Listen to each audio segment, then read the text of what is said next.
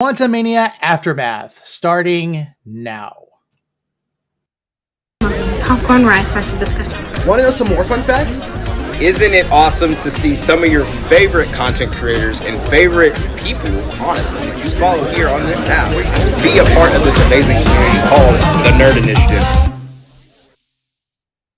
Welcome to Fandoms, a show from every fan's point of view, brought to you by the Nerd Initiative Network. Here's your hosts, Tony and Michael.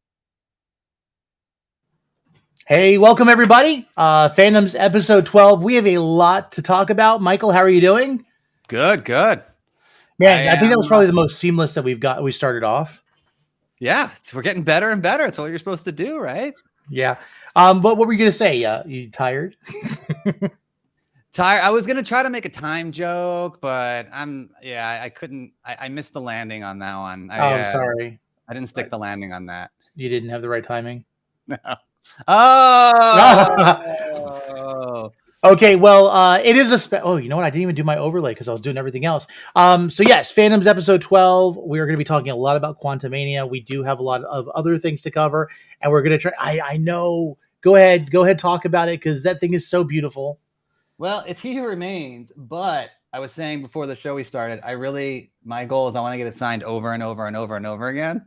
Mm-hmm. To the point where if to send it into a service, they're going to be like, "Why did he buy 5 tickets?" And I want him to just have to. At some point, you're not going to be able to see Jonathan Majors on it anymore because you're going to have He Who Remains, Conqueror, and other things. But we're going to keep away from that, talking about that until. Yeah. We'll get into the spoilers later on. Yeah, absolutely. By the way, we will have a spoiler warning. So if you have not seen Ant-Man and the Wasp, you are safe. Of course, I was voted off today, and this is going to be our spoiler warning along with the video beforehand. They didn't like my spoiler warning. I thought it was a ping pong table. Yeah. You know, honestly, I didn't know what it was at first, and I saw that, but it's fine regardless. But yeah, we have a special guest this evening since we're talking about Ant-Man and the Wasp. Someone who was actually at the red carpet and one of our own alumni, Donavan Rose. So Donavan, welcome. Hello, everybody. So happy to be here to talk about Ant-Man and the Wasp: Quantumania, first film of MCU Phase 5. Absolutely. You know, it's funny.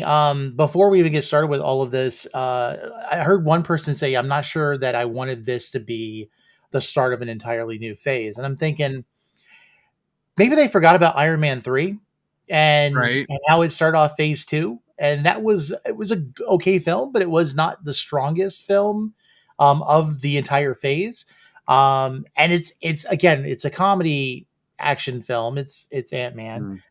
So there are some things to be expected, and we'll get into a whole lot of that. But let's go ahead and first let's talk about some nerd news. How about we just go ahead and jump right into it, so that we can talk, for the next 4 hours about Ant-Man and all the theories we have. So let's go ahead and touch on the nerd news as we get down to the bottom here on the screen. First thing we're going to go ahead and talk about is going to be Bruce Willis. Bruce Willis, his family just disclosed that they do have a diagnosis for what he's going through. It is called frontotemporal dementia, which, if you're not familiar with things, there's lots of dementias, and everything is kind of like it's very much, you have like sundowners, you have all of these different things. This is basically just an umbrella term, according to the Mayo Clinic, for a group of brain disorders. It's not just one specific, but it deals with things that specifically affect the personality, behavior, and the language of the person that's affected. And if you know anything about Bruce Willis, he's been doing a lot of. People have been wondering in the last couple of years why he's been doing such lower budget or less than like to his level of acting. And then we found out that he was declining, and he was trying to get as much money as he could for his family before he was incapable of doing so. And we still have, I believe we have a voice acting role that he's done that just came out. And then there's another action film, I think, that he's been a part of that will be coming out shortly this year. But any thoughts or comments on this? It's just a shame that the reason this I mean, the way it's being described and the way it's being that he has to come out and say something because of the quality of his work. Like, who cares?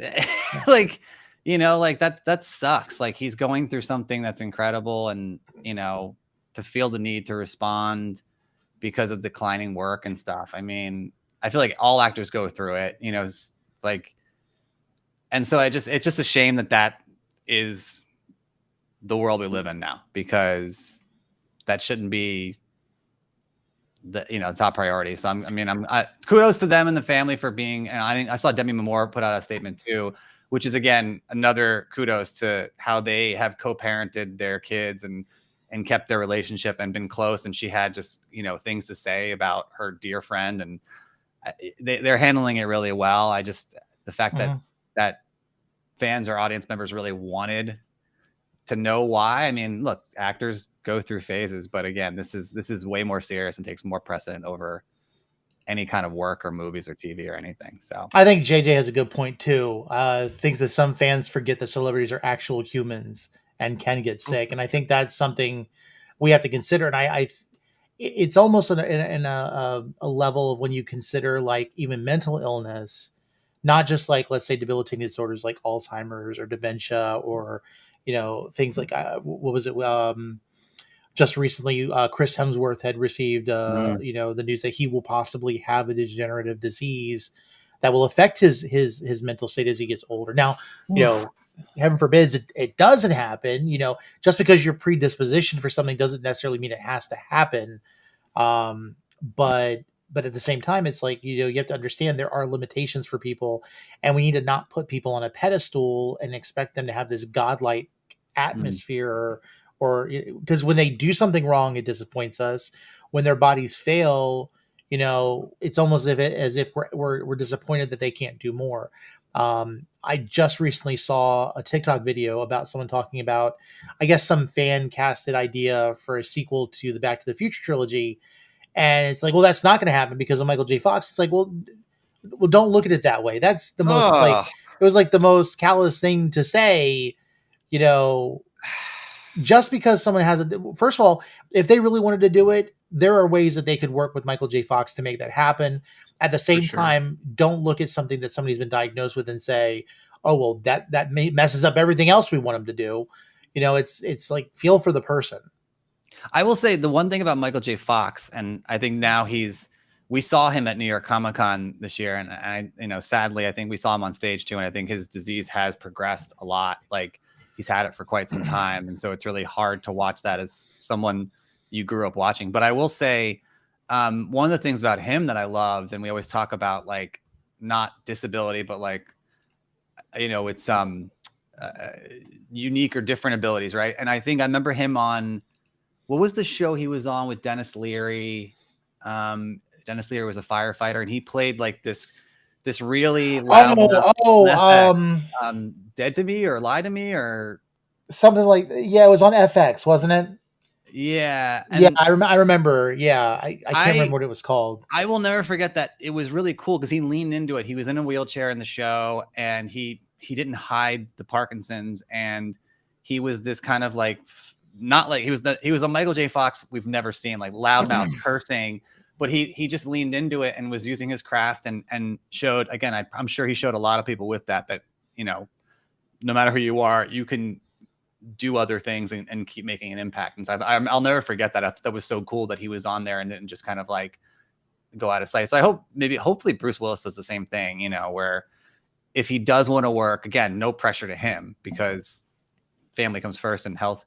But if he does want to work, not worry about the fans being like, oh, what's the caliber or quality? Like, want to contribute and enjoy your craft, Yeah, absolutely.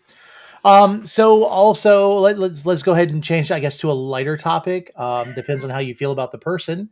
But we did get our first look at Melissa McCarthy as Ursula in The Little Mermaid. And yeah, it's kind of interesting. We got the tentacle going there. This is a lightened picture of it. I would recommend people go back to the trailer and get a good glimpse themselves. But the cackling laugh in the trailer was spot on, and I'm kind of interested to see this. I don't know. I just I'm not a big fan of Melissa McCarthy. I think the last time I liked her was back in Gilmore Girls. So it was a but yeah. So I any thoughts? Because I don't want to say anything else. I'm gonna let Donovan go. All right. Oh gosh. Okay. All right. So I mean, I think she looks pretty good with the quarter of a second that we got to see of her. But no, I'm really excited to see it. The whole trailer looked absolutely stunning.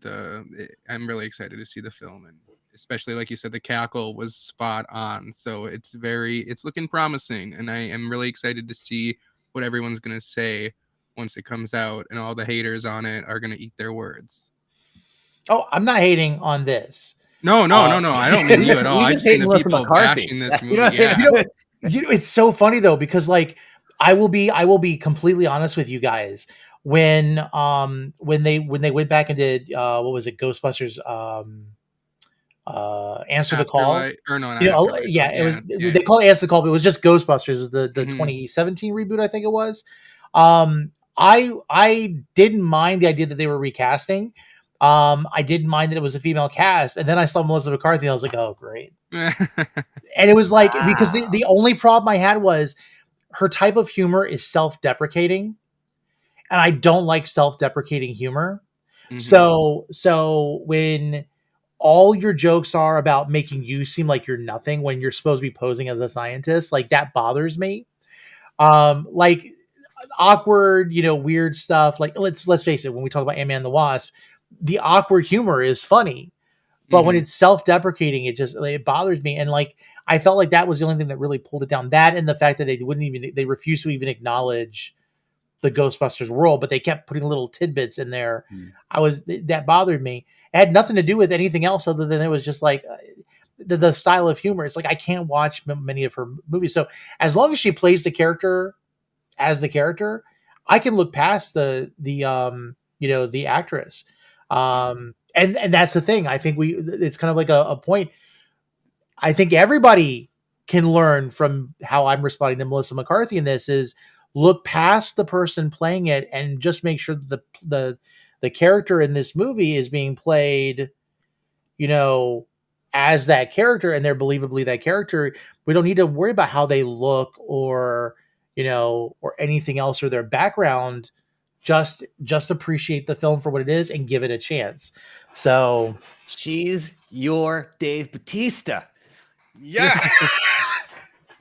except for Dave Bautista can be really cool at sometimes. Well, he's a great actor. He's great. I just, again, like, Did you my hear about? hunch is that he's not and I hope I never meet him one day. And he's like, we're not big enough that Dave Bautista's noticing us or whatever. But he's like, you're the guy who always talks crap on me. He just like, Did you hear that when he was doing a press tour with I Spy, he found out that his little girl actress that was with him, she got an answer wrong. They asked about a certain tattoo he had on his leg, and I can't remember what it was specifically, but they said, "Does he have this on his leg?" And she said it's true, and it was false. He went out and got that tattoo, so she was telling the truth. Ah, that's cool. Oh, that's So, all right. And like the way he treats those pit bull rescues that he has as his babies, you got to learn to look past people for who they are. Don't, as Darman would say before he just as bad. It's like, don't judge a book by its cover. Like, you couldn't have judged Melissa McCarthy inspiring stories. Okay. Listen, I said I'm gonna give her a chance. Speaking of second chances after things that have happened, we know we're almost to Oscars this year. And we had a strange incident. We're not going to discuss, what happened at the Oscars last year, but we are going to talk about the man, the myth, the I Am Legend. Will Smith is coming back for the I Am Legend sequel. If you saw what I did there, that segue. He's coming back after he died in the last one, but it's because they're following the alternate ending to the movie. What was the alternate ending again? For those of you who don't remember, the way the movie ended theatrically was the monsters were coming in. He figured out the cure. He took a grenade, put them in like the chimney of like that was like, explosive safe, and he pulled the pin and he ran at the glass and blew himself up and all of the creatures, and the girl and the kid got out, and were able to take the cure to safety. The alternate ending was something similar. He was seeing a change, but the monsters were there, but he also saw that the creatures were like they had empathy for each other, because that the whole reason why they were there was because of the one that he took. And so what he did instead was he undid the cure. He unstrapped her and opened the glass and basically trusted that they wouldn't kill him to give her back to them. And they took her and left. And then he went with them. And so they're using that alternate ending where he survived. And it looks like they've got Michael B. Jordan is confirmed to be co-starring with him. So, yeah. So the name of the sequel is I Am Legend 2, I Am Killmonger. Or it's like, I don't think I've ever known a movie to just go ahead and do the sequel from the alternate ending. I love that. Yeah, that's a cool idea, actually, though. Well, it was funny though, because like I love physical copies of stuff. I got this when this came out, and I remember I sat there after watching the theatrical version, and then I watched the alternate ending, and I really liked the alternate ending better than the theatrical version. The alternate ending, again, like I have so many problems with I Am Legend and any of the iterations from the original book, because they were vampires in the book, and though they were closer to vampires in this than they were. Well, no, they were vampires in Omega Man, but it didn't really follow the story at all. But like giving them empathy and acknowledging that, I think was kind of cool. And I don't know what this means. Like someone made a comment about how it was like, oh, well, the character decides that, they're the next step in evolution. I'm like, yeah, I don't think so. I don't think that's going to be what's going to happen. But at the same time, it's kind of like, because this was all a man-made disease basically in this storyline. So, I mean, you told me about the backstory, the original backstory of I Am Legend. I didn't know this, that it's like essentially, and so I went down the rabbit hole after you talked about it, because you're very passionate about like how not bad this movie was, but how much it veered off from the source material. Bad adaptations can be great movies. Like Jurassic Park. Yeah. It's poorly adapted from the book, but it's still a good movie. Yeah. I didn't even know that. Oh, John Hammond dies in Jurassic Park. He's eaten by compies on the compound. Wu doesn't survive. One of the fights, there's a whole river scene where Tim, Lex, and Alan Grant are going down the river, and a juvenile T-Rex is chasing them down. They also end up in the aviary, so the pterodons are attacking them in the raft. In fact, the video game to Jurassic Park is closer to the book than the movie that it's adapted from. Like, it's terrible. It's amazing to think the movie is adapted from the book poorly, and then the video game is adapted from the movie poorly, but it's more closely to the book than the movie was. That's crazy. You're confused. You're pulling like a Kang. Like, I'm confused. Right. I don't know what started. Like, stop. Yeah, it's hilarious. I mean, but yeah, there are bad adaptations that end up being good movies. I know there are some people on our initiative, at least one I know, Mr. Snippets, would disagree with this, that I think Ready Player One is a great movie. It's terribly different than the book. Yeah. But I understand why, because there's no way they could have done everything that they did. And also would have been a lot of body shaming, because like everybody is in the VR world and they're grossly overweight. Well, if you want to be technical about it, right? Like Avengers Endgame and Infinity War is an adaptation. It's a terrible adaptation of the source material, Infinity Gauntlet and Infinity War. And it is good point. Obviously, Endgame is a phenomenal movie in our opinion. I mean, I think it's in our opinion. It's a phenomenal. Yeah. I think we're pretty in unison on that one. So, but Marvel also never says it's an adaptation. They just say it's inspired by. Yeah. So it's Tomato, its own tomato. universe. I was just gonna say, yeah. Tomato, potatoes, like branded versus sponsored content. Like, what does that mean? Sorry. Yeah, it means it's one has a soul, one doesn't, right? So I think, I mean, yeah, but I what I was saying, and then then classic line, then I'll shut up. Was I didn't know the impact and the importance that I Am Legend the book had until you told me all about it, and I looked it up and kind of read into it, and it was like literally started vampire culture. Like that was like one of the first in the 50s and 60s where they talked about this disease and they drank blood and they said, you know, all that stuff. They couldn't go in sunlight and they were the garlic and everything you had told me. And I didn't know the cultural impact that this book had. And so it's kind of incredible to kind of see these things that started it and you know, what this author was able to pull out of thin air, and that spawned an entire genre of movies and shows for decades. Yeah, because before this, all you really had was Mary Shelley's Dracula, and there were things, but always the creature you had. It was more of the mysticism, like he would put the girl under the trance. They always had to put him through the stake. There was no wards or anything like that. Like a lot of the stuff came from the book, and I think that's where even like in the movie it gets lost, because you see him dumping out this solution of garlic, like, you know, this garlic solution around his property to be a repellent, but it's never explained. It's just like if you read the book, you're like, oh yeah, that's what he's not putting garlic around the house. Chlorine or something. I didn't think it was garlic, unless I missed that spot. That's why I missed. Yeah, I missed all this stuff. Yeah, it's definitely it's one of those things where you could go down the rabbit hole, kind of like comparing stuff, and I think that's what we need to avoid sometimes. It's like suspending disbelief and just enjoying something for what it is. But yeah. Cool.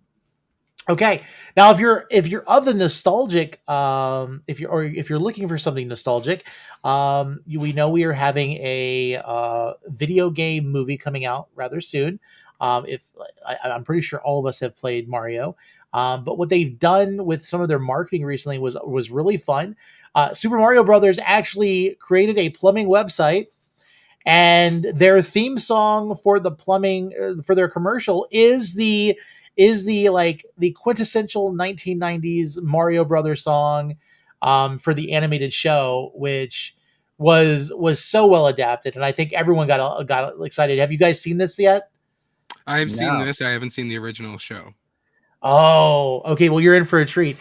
Literally, it was like one of those shows where it didn't just start off with a cartoon. It wasn't just a cartoon.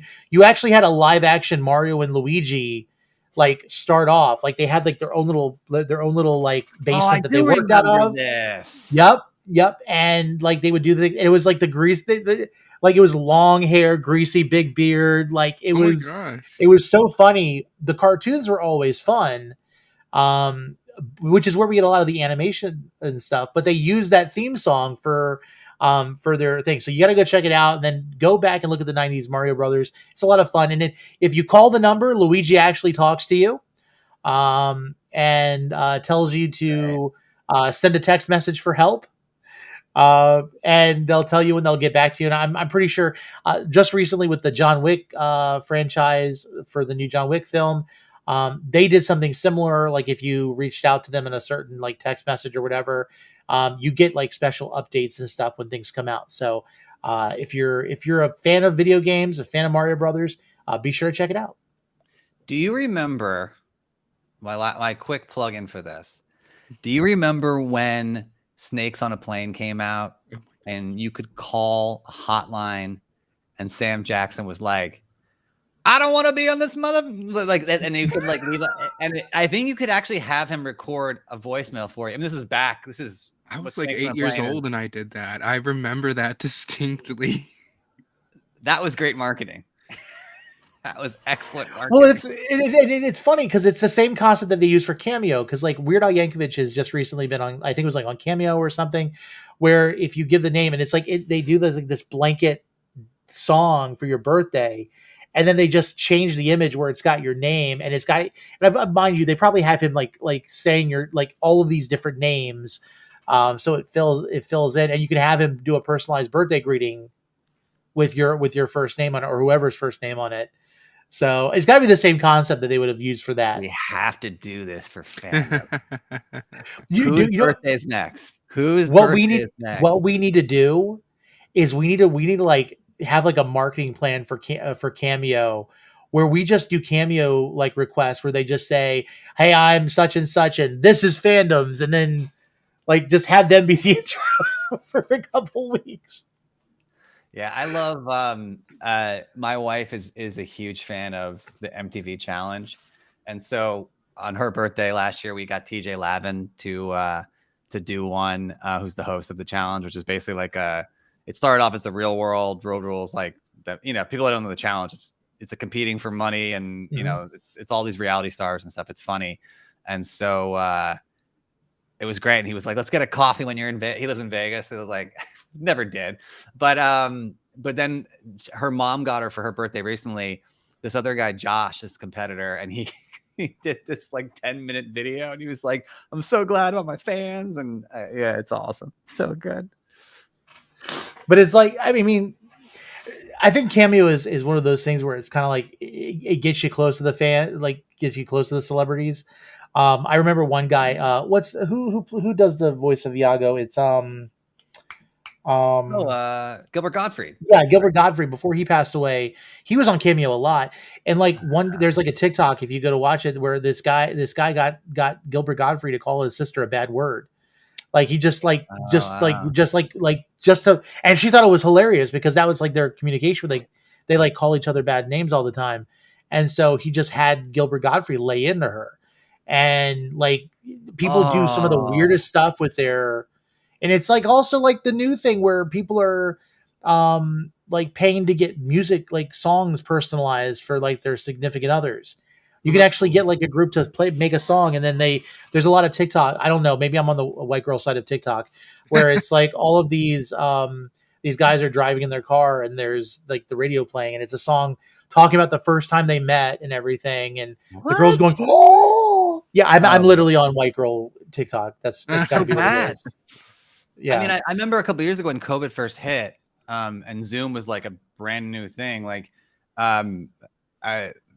it's also like my wife gets the weirdest things, I guess. Like Erica got one of her friends not only got her like the Cake Boss cake like sent to her apartment, like you could have this like whole thing. They had a mariachi band join that. Remember everyone was doing like these Zoom birthdays and greetings and they were doing like a Zoom and it's so funny when COVID first started, we were all like we like didn't know how to adapt to being at home. Like we had to have Zooms to like see other faces. Like, I'm like so lonely. Like there's not TV and every other electronic on the world. See, this is where I was different. I thrived during the beginning of the pandemic because I don't like being around people.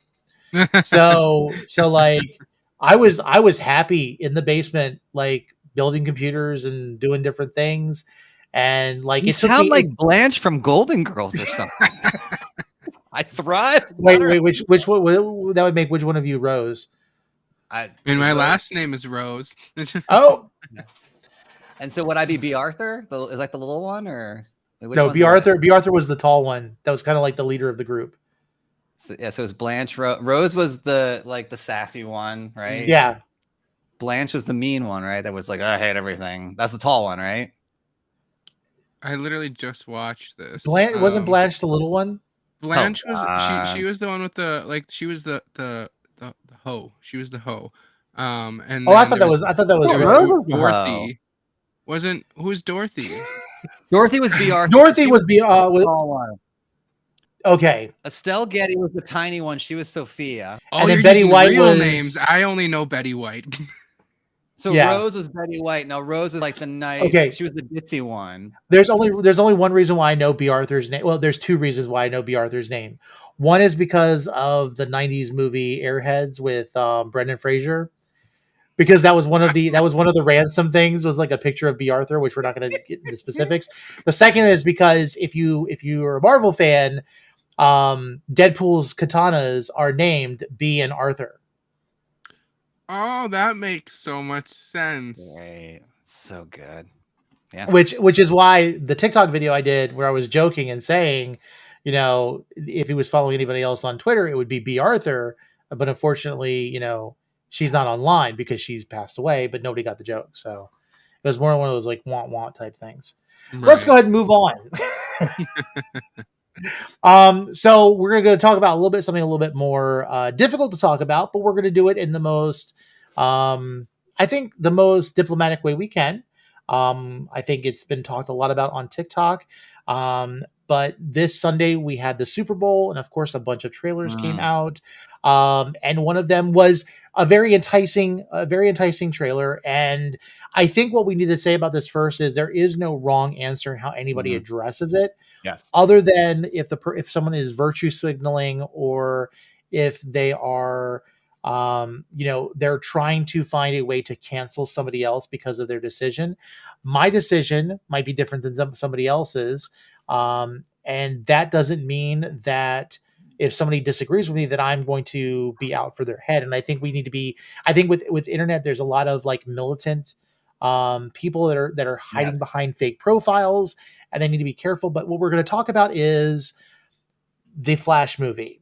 First of all, before we even talk about that, I will tell you this movie, I'm not going to see it in theaters. I have no interest to see it in theaters because of, Ezra Miller, because of the studio's handling of Ezra Miller.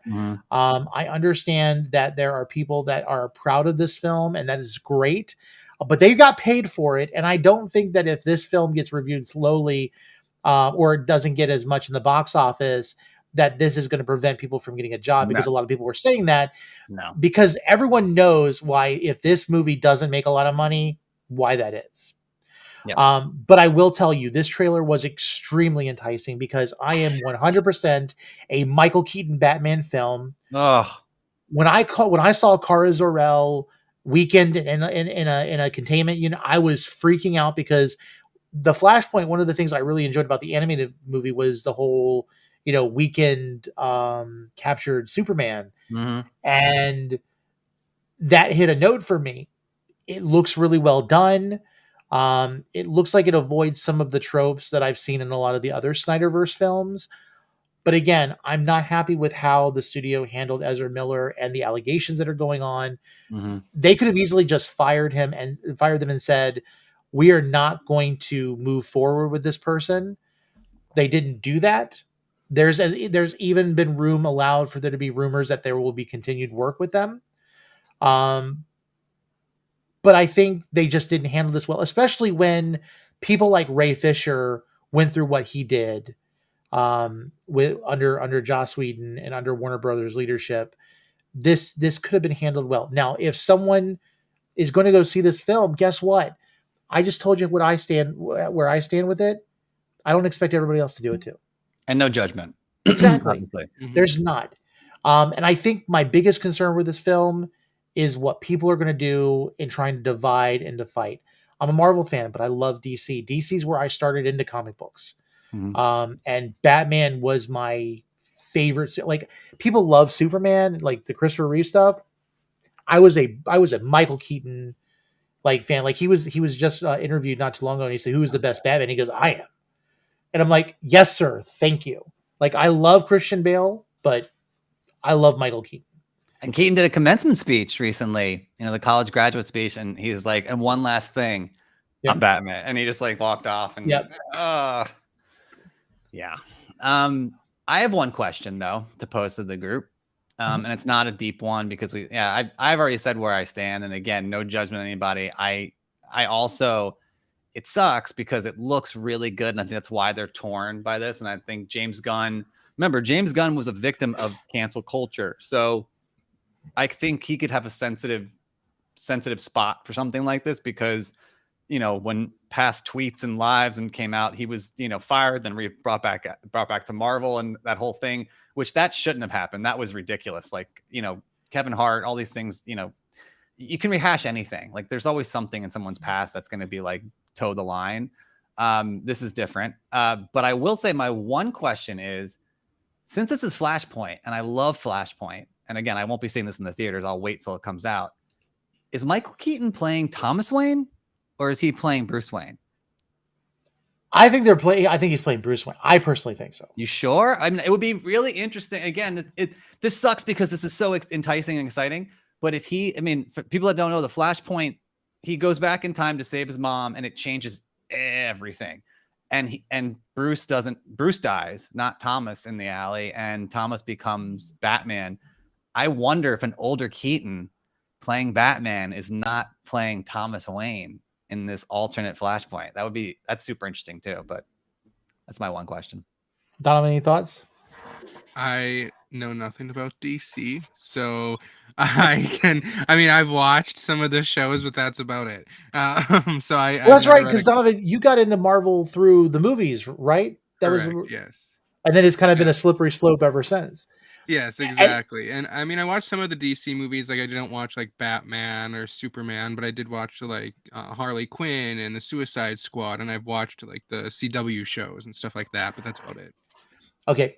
And see, and this is what I love, because I think I've always said this. It doesn't matter where you come into being a superhero fan or a comic book fan. It could be through the comic books. It could be through the movies. It could be through the shows. Donovan, and here's the cool part. Donovan got into comic books and then got into Marvel through the movies, but you've kind of become a really big resource when it comes to stuff, to the point of like, do you want to say what's going on, or you still want to tease for a later date?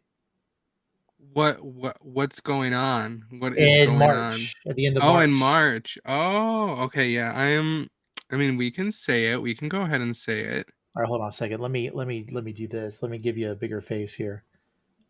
Oh gosh. Okay, so in March, Nerd Initiative is going to C2E2, and this is what we're talking about, right? Yep. Okay. I just wanted to make sure I wasn't like something else I'm not privy to. It's like, right. Donovan's getting his own show on Netflix, and I wasn't. Sorry, guys, that's my NDA. No, we are going to be hosting. I'm going to be hosting an MCU phases 1 through 4 trivia for a panel, and it's going to be so exciting. A bunch of Nerd Initiative members are going to be there, and it's going to be trivia giveaways. It's going to be just a really fun time, and I'm really excited for it. Yes, and this is a driving force with Donovan. It was funny because one of the things we did before we even, like, once we all realized we were going to all be in the same place, we all put in for panels. And of all the people who did panels, Donovan was the only one that had one that was enticing enough for Repop to come back and say, yeah, let's do this. And so we're super excited about it. And I guess, Michael, this would be a good time for us to talk about, what else is going on as well. So Michael, first off, I want to say, speak for yourself, because I was waitlisted, and I was too. I'm kidding. Waitlist. Everyone got that. So like, but it was funny that they positioned it as like, really thought they had like a paragraph in there where really thought your idea was really interesting, and we really thought it was great, so we want to put you on the wait list. And I was like, and then Tony was like, I got waitlisted too, and then I think JJ was like, I got waitlisted too, and I was like, I think we all got. I think Donovan got one of his other ones waitlisted. Listen, if I could explain to you what convention waitlist means, it's like being friend zoned. That's all it is. It's like, please don't not come to the convention. And we like you as a friend. Please come and spend your money, but we don't want to back you up. Yeah. So that's great. Yeah. So go ahead, Michael. Let's go ahead and let's spill the tea. Go for it. All right. So in addition to that, I mean, we have a lot going on, which is amazing. So I'm excited for Donovan's panel. We will have a lot of cool gear and giveaway stuff like that as well, if they allow it. I'm sure they will. I mean, I don't know how those things run. But on top of that, we're going to get a booth and have space at C2E2. I think it's going to be near Artist Alley and near the comic books area, which will be really cool. And it'll be really amazing to have like this actual space with like a built out backdrop and banners and things kind of like that, and speaking to people and really kind of just like spreading the word about what we're doing. But also it's going to be all about you. The whole thing is going to be about talking to the fans and the convention goers and getting their story and getting, what makes them tick and why they're there and what they love. And so I'm really excited about that. I just kind of cool to just meet some more nerds and connect with some more people. It's really simple.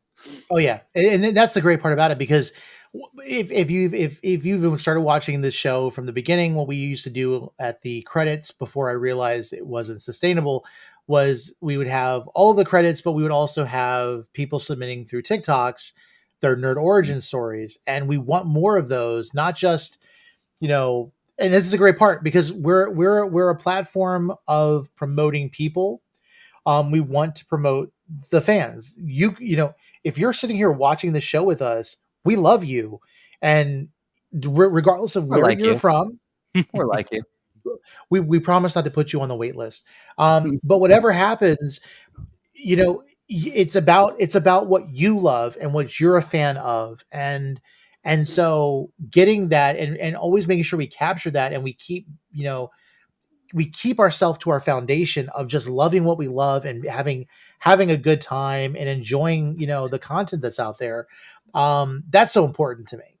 So And by the way, JJ just commented, I got waitlisted and didn't apply for a panel. So yeah, I feel even worse about my waitlisting email from C2E2. So thanks guys. that's awesome. That's awesome.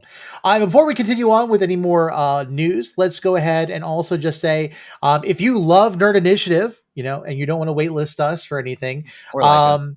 just be sure you can check us out. We have, first of all, our website. If you actually follow this QR code, this will take you to our Braid network, which will show you a bunch of stuff that's going on. You're already on YouTube, but we've also got our social medias on there, as well as links to other podcasts and just all the stuff that we're into, especially our website. And then if you would like to show your support, because we'd love to see you at C2E2, but you want to kind of like blend in and match with us, don't pretend to be us, because we're all nerds. You can be a nerd yourself as well. Our merch store is located here on my face. And so just scan my face right now, and you'll be taken to our merch store. Oh, it even had animated. What the what? I didn't expect that. Here we go. There we go. That's a little bit better. That way you can see me.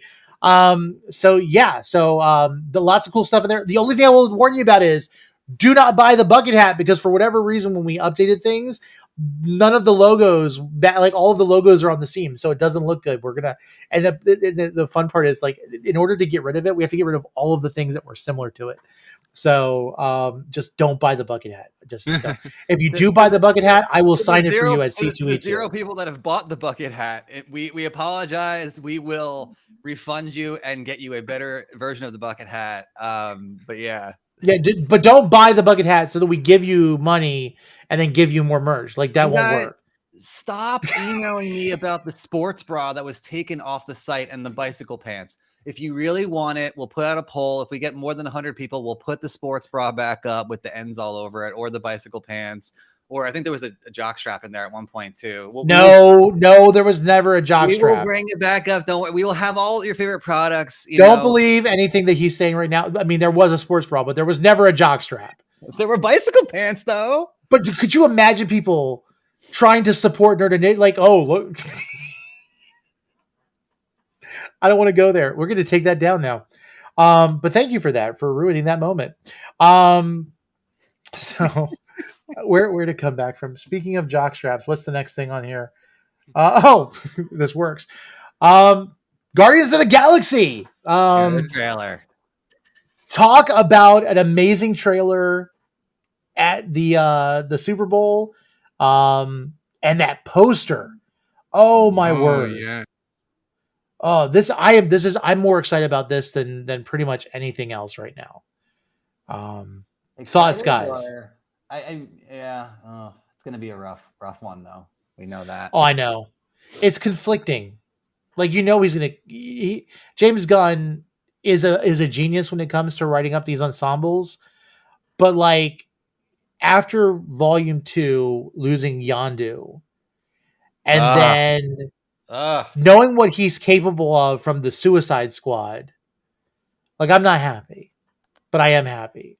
But it's going to be bad. It's going to be rough. I will say on as far as newness, I am excited about Adam Warlock. And I think, you know, there's a lot of questions after the first one and about the actor and the first trailer and whatnot. He reminds me kind of like a male version of Captain Marvel, as we saw in here. Like, he's flying into ships and he's and so I do hope there is, like, I mean, I think he's going to be a really interesting character. We might hate to love him because he might end up taking out some of our Guardians, but we'll see what happens with that.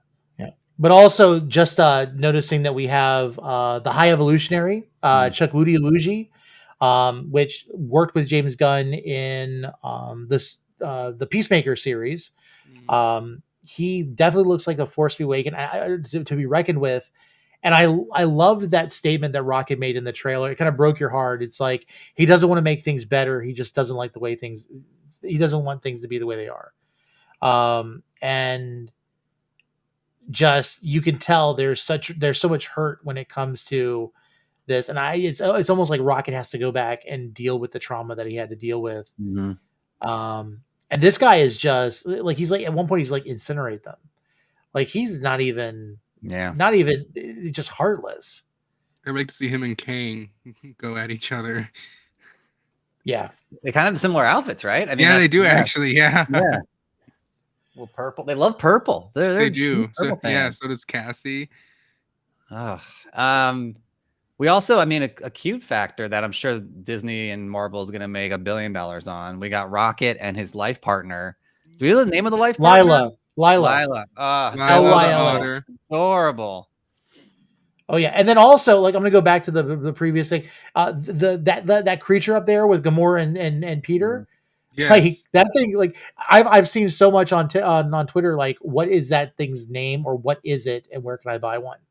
Literally, it's like the Morris from Shang-Chi. They literally blew up TikTok, everything. That's what this thing is gonna do. And then, like you said, with Adam Warlock there. So what do we think? I mean, because we know in the comics, to get people watching that don't know, obviously Adam Warlock has an Infinity Gem in his forehead. What is that? Like any takers on what that could be, what that is going to be? I mean, it's got to be there for a reason, right? Yeah, well, there were in the comic books. There roughly is more than just the 6 Infinity Gems or stones. But by the way, you guys know why we call them stones in the MCU and not gems, right? No, because Chris Pratt couldn't say gem. What? Chris Pratt struggled saying gem, and since they were first called Infinity Stones during the production of Guardians of the Galaxy. They changed them to stones so they'd match. And the end credit scene where they're first called stones in the MCU was filmed at the same time at Thor Dark World when they were at Tenelir Tavar's collection when Sif when they bring the ether. Yep, when they bring the ether. So it's because of Chris Pratt that we don't call them gems. And Ken, who always drops the most insightful stuff from the comics. So Warlock has the soul gem in his forehead in the books. And he does eventually wield the gauntlet, which we won't get because that's done in the past and whatever. So I do wonder what the future is for Warlock. It'll be really interesting. Yeah, and it's funny because like even in Guardians of the Galaxy Volume 1, there is a belief that when you go into the broker's shop with Peter, when he first goes to sell the orb, if you look to the left of him, it looks like one of the items that's from the Universal Church of Truth, which was a big thing that was associated with Warlock, with Adam Warlock, because when he's in his form as Magus, they worship him, and so it's believed to be one of those relics. And so it's kind of interesting, like, will we possibly see that? And if that's the case, like, are the Sovereign kind of maybe the MCU's version of the Universal Church of Truth? But I'm asking too many questions. We'll get down to and will we get Magus's fro? Oh my word. So again, we got to fill people in. Magus, for those that don't know, Magnus is like the evil version of Warlock. It's his like very short summary. It's when the stone takes over him, basically, isn't it? Yeah, the power is too much, and he has to put himself in check. But in the books, Infinity Gauntlet and Infinity War were vastly different than what we saw in the movies. And basically, one, they're fighting Thanos and whatever, and the next one, like Thanos is fighting along with them and fighting all the evil versions of themselves, and it's like this huge battle and whatnot. But Magus is, if you could pull a photo of him right now, Magus. So Warlock does look pretty accurate, long, flowing blonde hair and whatever. But Magnus is like a purplish with like a huge gray afro, and it is a unique character version of Warlock. I'm trying to see if I can pull up. Not all of them have the fro though. That's the thing. Like Jim Starlin and all the, I think George Perez, Jim Starlin, all those guys, man, those are the good times for comic books in the 80s and 90s. Like just creative, crazy art. The visuals were nuts. let's see if I can share my desktop real quick. Here we go. I feel bad I put Tony on the spot. There's Warlock. And then right behind him, you see Magus here. Yeah. Yeah, this is what I found. Like, I don't know if you can see my screen. It's very 70s. Yeah. Like almost like Kung Fu inspired cosmic kind of craziness. Yep. So that's that. But like I mean, we're gonna be talking a lot more because this is coming out in May, May 5th. And next up, something that I'm super excited about as well is we got our first poster for the Marvels, which is a precursor for a trailer at this point. So we should be getting one of those, and we get to see the costumes, which I will be honest with you, I'm excited about all of them except for I do believe that Miss Marvel's Kamala Khan's costume was perfect in the series. I Like, did they really like it a didn't lot need in to the do anything series. to it. Yeah. But we do get the costumes. We do get the logos for each of the characters. And I love how they added the line higher, further, faster, together. So, yeah, I'm looking forward to it. Any comments? Oh, me? Okay, I'll go. Yeah, I'm really excited. As you can see, I loved Miss Marvel. It was such a relatable, touching story, and I loved WandaVision. So we have like so many different aspects from our time in the MCU coming together, and we know that it's setting up something big in this multiverse saga. So it should be exciting to see. I'm a little sad that it got pushed out, but that just means that it's going to be better, making it the best movie that they possibly can. So I'm here for it. We got a Absolutely. really cool quote or comment in that the calf is Kamala Khan's shadow. That's a really good call out on YouTube. Because that is cool. It wraps around. That's really dope. And it matches the Marvels, right? As well. Oh So yeah, that is cool. super That cool. is cool. I didn't even Yeah. notice that. Yeah. Oh, I can put hers up there. Yeah. And for those of you who are listening to this on the podcast, we're sorry that you can't see these pictures, but these are all available on YouTube, so you can go back and look at them. And we're going to be working on a site here that you can look at any of the pictures that we put up, like maybe a page on Nerd Initiative where I'll link to it in the podcast, and you can actually see all of the images from that episode. But that's like down the road. We'll see how that goes. But yeah, it's very cool. I was going to say this a little bit later, but Kevin Feige did an interview with EW, and one of the things he said about the Marvels was, first of all, he's super excited. It's really a fun movie. But he said that Iman Vellani really steals the show, and I think that's kind of an obvious thing. She's got a great like demeanor about her. Like, I'm super excited with Brie Larson. I like Brie Larson a lot. I really appreciate it. I was on Twitter and I noticed that she had put out, it was a little magnifying glass with the poster of Ant-Man and the Wasp Quantumania. Mhm. And she's like, congratulations guys. She's definitely a team player, and I'm looking forward to seeing her develop, because I want people to shut up when it comes to saying, oh, well, she didn't really get much time and she doesn't really have much character development. I'm like, she was playing a brainwashed person that was under the Kree, influence. Don't give me that. Just give her time. And this might be the chance. So, And I mean, it goes mentioning Tiona Paris. I think, like you said, she was great in. Sorry, I got like choked up, I think, to what you were saying. But I think she was great in WandaVision, and I really am excited to see what she brings to the table, because she was a standout in that show. So playing like the Monica Rambeau, like the new Captain Marvel, like from the future.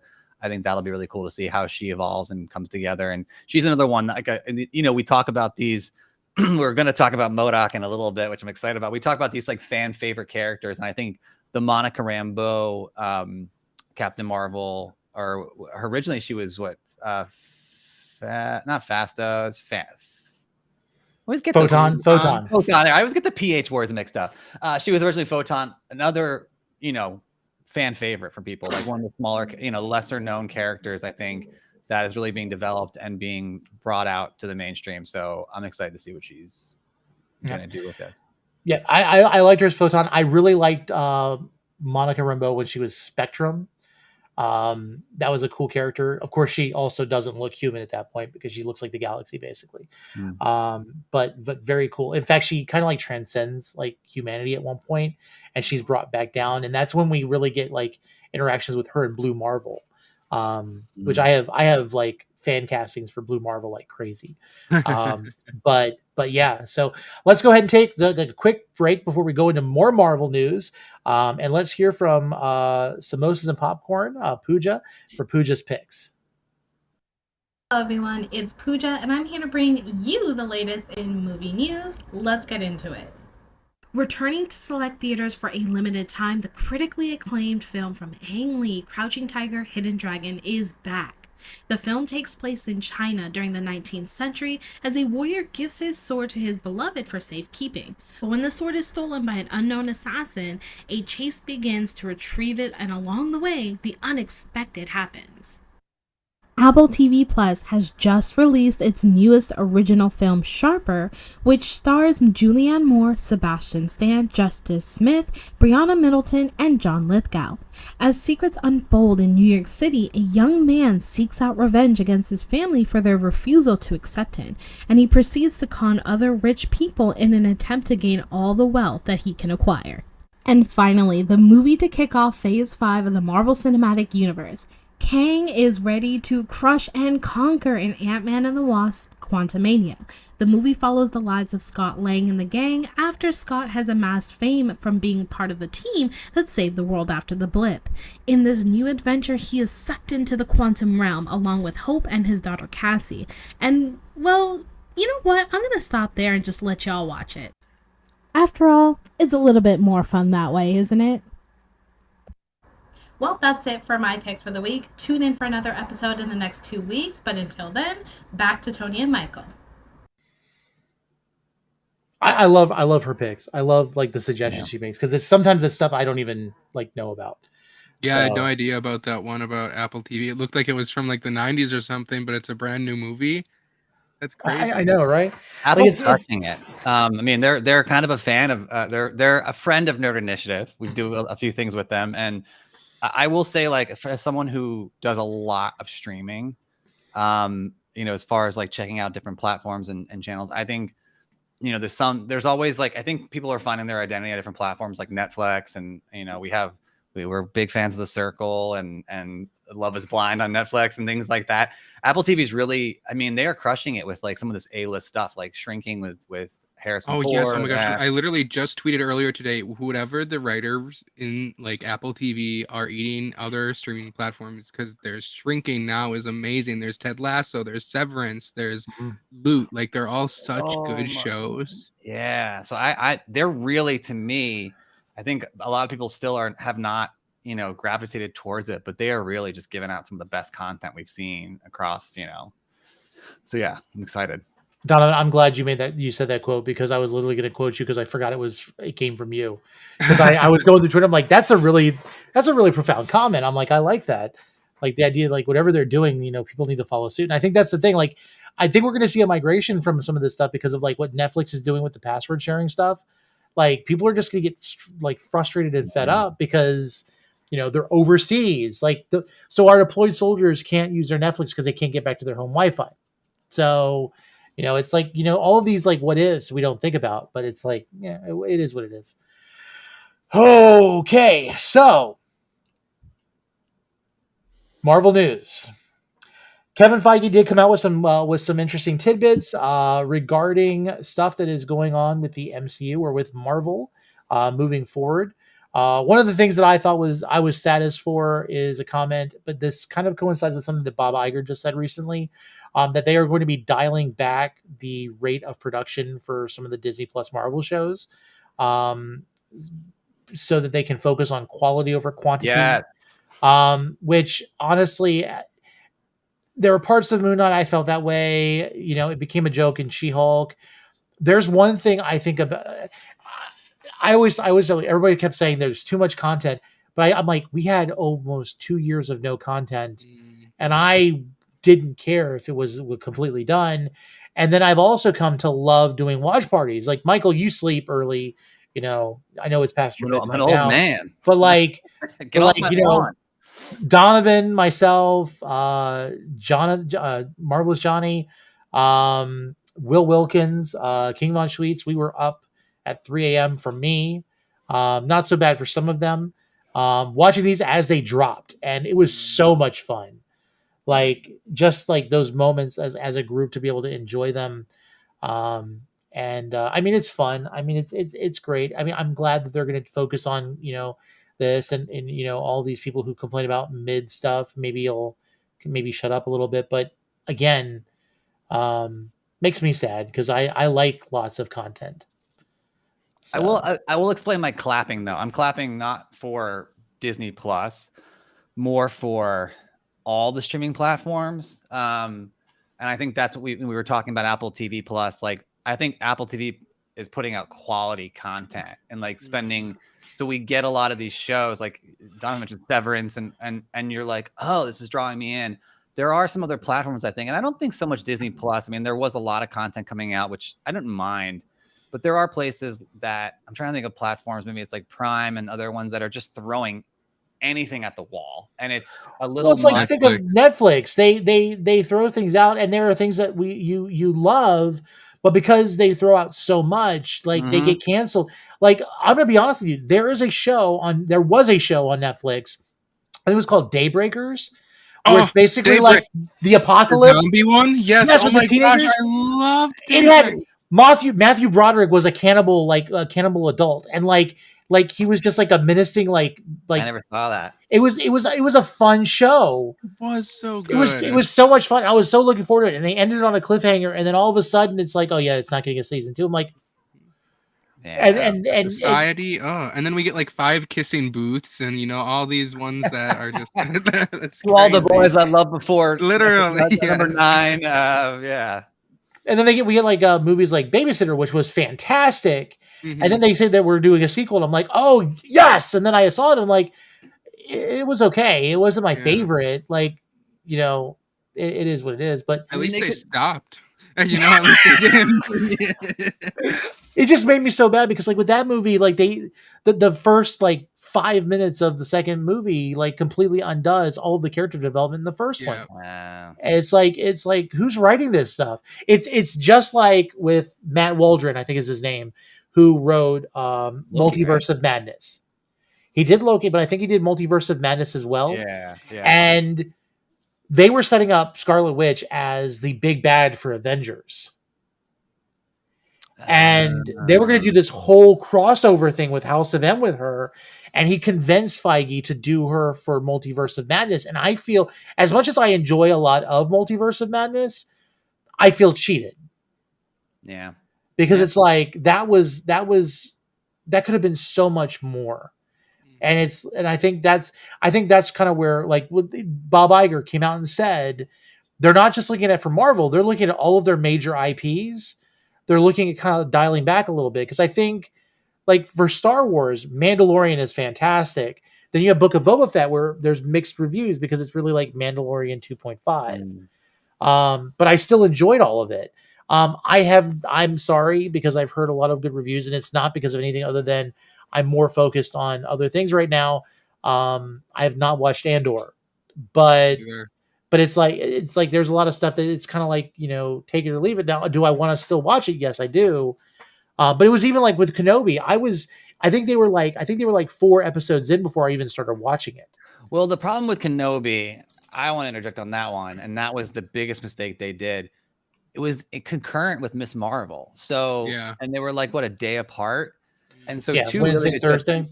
Kenobi was excellent. Kenobi was... Oh, it was great. Kenobi was grade A filet mignon, Kobe beef, excellent. Like, that Vader Obi-Wan fight, oh my Lord, it was incredible. And so Miss Marvel was really good as well. And so they just cannibalized each other. And so it was just a weird choice. I remember when it was out, we were like in the midst of it, and I was like, this is an amazing ride. This is a wild ride. This is so much fun, but also like they should have done them like back to back or something. Like, Well, why? like Kenobi was the first Star Wars, or it was the first non-Marvel property on Disney Plus that I actually watched the entire series multiple times because it was so good. And in fact, my son and I sat and watched it all together in one sitting. And he loved it. And speaking of which, I need to say this real quick, Bubby. Tomorrow, it's like 2 hours from now. It's your birthday. He's going to be 8 years old. So happy birthday to him. And super excited. He loves Star Wars now. And I love that he loves Star Wars. When we went to Disney World, like we did Rise of Resistance three times. And then we did the Smuggler's Run twice. And like we had the blue milk and everything. Like he just was so excited about all of it. That's awesome. So and I made him watch Kenobi. He's saying time is cyclical, and so it's your son is 25. He's also 8. He's also 3. It's all happening at the same time. So just wanted to drop that on you. That's it. Sorry. I can do this. Bye, Michael. Wow.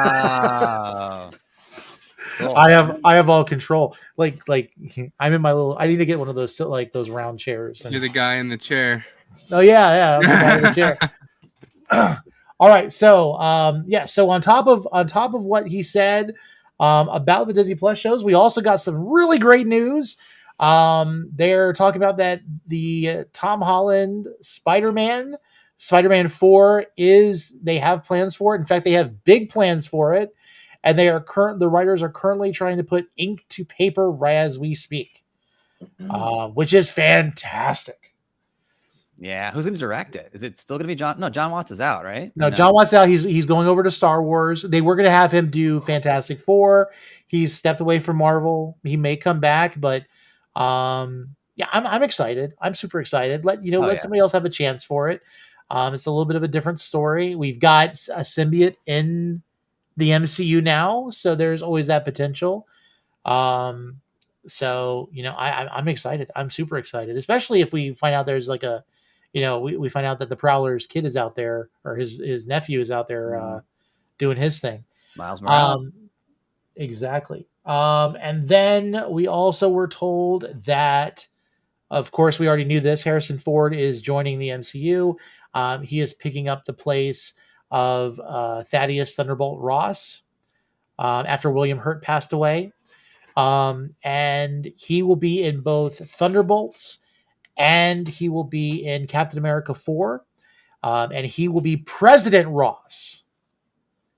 Okay, so Harrison Ford is 80 years old and he is having a Ford Renaissance of sorts. I mean, he's just kind of flexing a different muscle. I mean, we all know he's notorious. Like, he was killed off in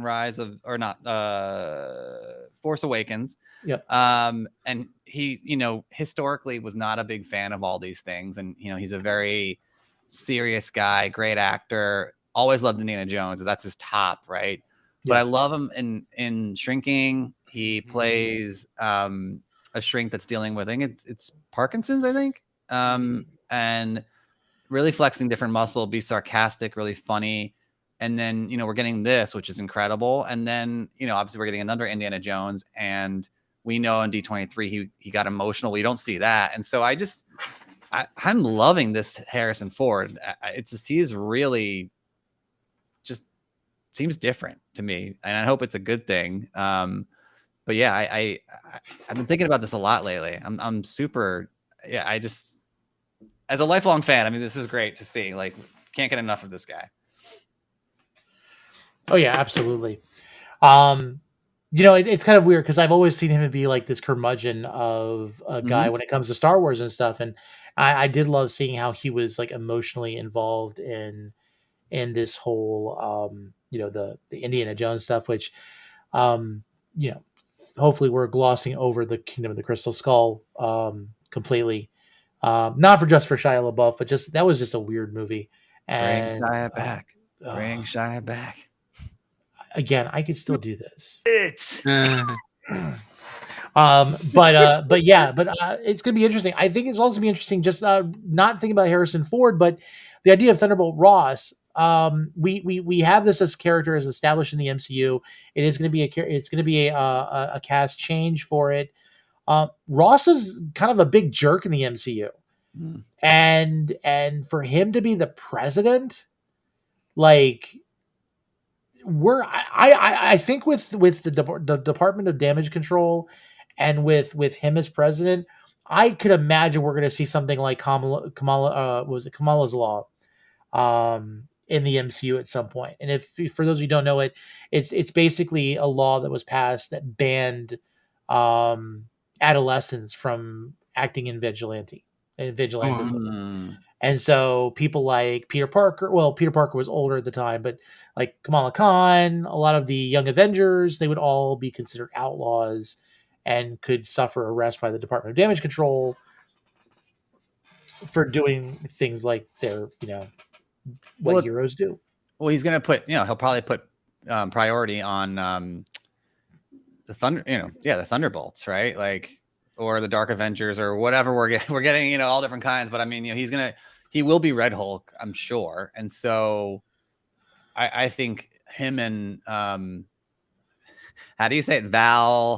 Contessa Von like what will be. I feel like they'll be in cahoots, thick as thieves. And so that makes a lot of sense. Him president, her probably running, whatever department she wants. She'll move up from the CIA to something else and probably be like, Secretary of State or something. So being head of the CIA is an appointed position. So if anything, she was appointed by the president to do so. So she's got to be up there with Ross at that point. So yeah, it's gonna be messed up. But moving on, because Ross, we do know for Thunderbolts that Bucky Barnes will be the de facto leader of the team, which is kind of weird. Just because like all of them have like these, it's not, if anybody's going to be like a Rick Flag to the Suicide Squad, it would be Bucky Barnes, I think. And at the same time, like he knows about how to, move on from your past and find some sort of redemption. And I think with the team like Red Guardian, love Red Guardian. I love David Harbour. Could you imagine? Would it be so funny if like you find out later on, like he fought Bucky and thought Bucky was Captain America because he had the star on his arm? That would have been cool. Oh, that could be we have that whole story from the jail and stuff. So that might be your answer right there. So, but then also with this, we're gonna have to find out, what happened to Bucky's arm and how he's getting a second one. Since we know that's from the holiday special, James Gunn has confirmed she did take that arm off of Bucky. So I want that one shot too. I want to see Bucky like lose his arm. Also, we're moving on here. Want to make sure I didn't miss hearing somebody. Also, we discovered that, it's been confirmed by Kevin Feige that the Deadpool movie will be rated R. This will be the first rated R movie in the MCU. Now, there's a precedence for this. We know that because of, Ryan Reynolds with Deadpool, like profanity is a big thing with this character. There is one thing that I hope that if they kind of keep this movie like the other two, when Deadpool translates into the other character, like when we see him cross over with like Captain America or the Avengers or whatever, he still tries to curse, but it's bleeped out. And people are like wondering why he's doing that. Like they think that's like him doing it on purpose. And it's because, with fourth wall breaks and stuff, he knows he's being censored and he just like gets angry at like Kevin Feige or something. I that's kind of something I would like to see happen. That'd be funny. I'd also like to see like a parallel universe Captain America. If he swears, him be like language or something like that. And then the argument that would ensue afterward. Yes. I want to see Hydra Cap. I mean, I think it's rumored that we might get that in Secret Wars, whether it's Chris Evans or not. But I want to see Hydra Cap. That would be really kind of cool. Like again, I think I don't know. Marvel is going to do whatever they want. I think with Captain America 4 being called New World Order, I think the Hydra Cap, especially with the anger that the comic book fans had when it came out, they might want to steer clear to that, but they might just be like, DC, you think you can offend people? Hold my drink.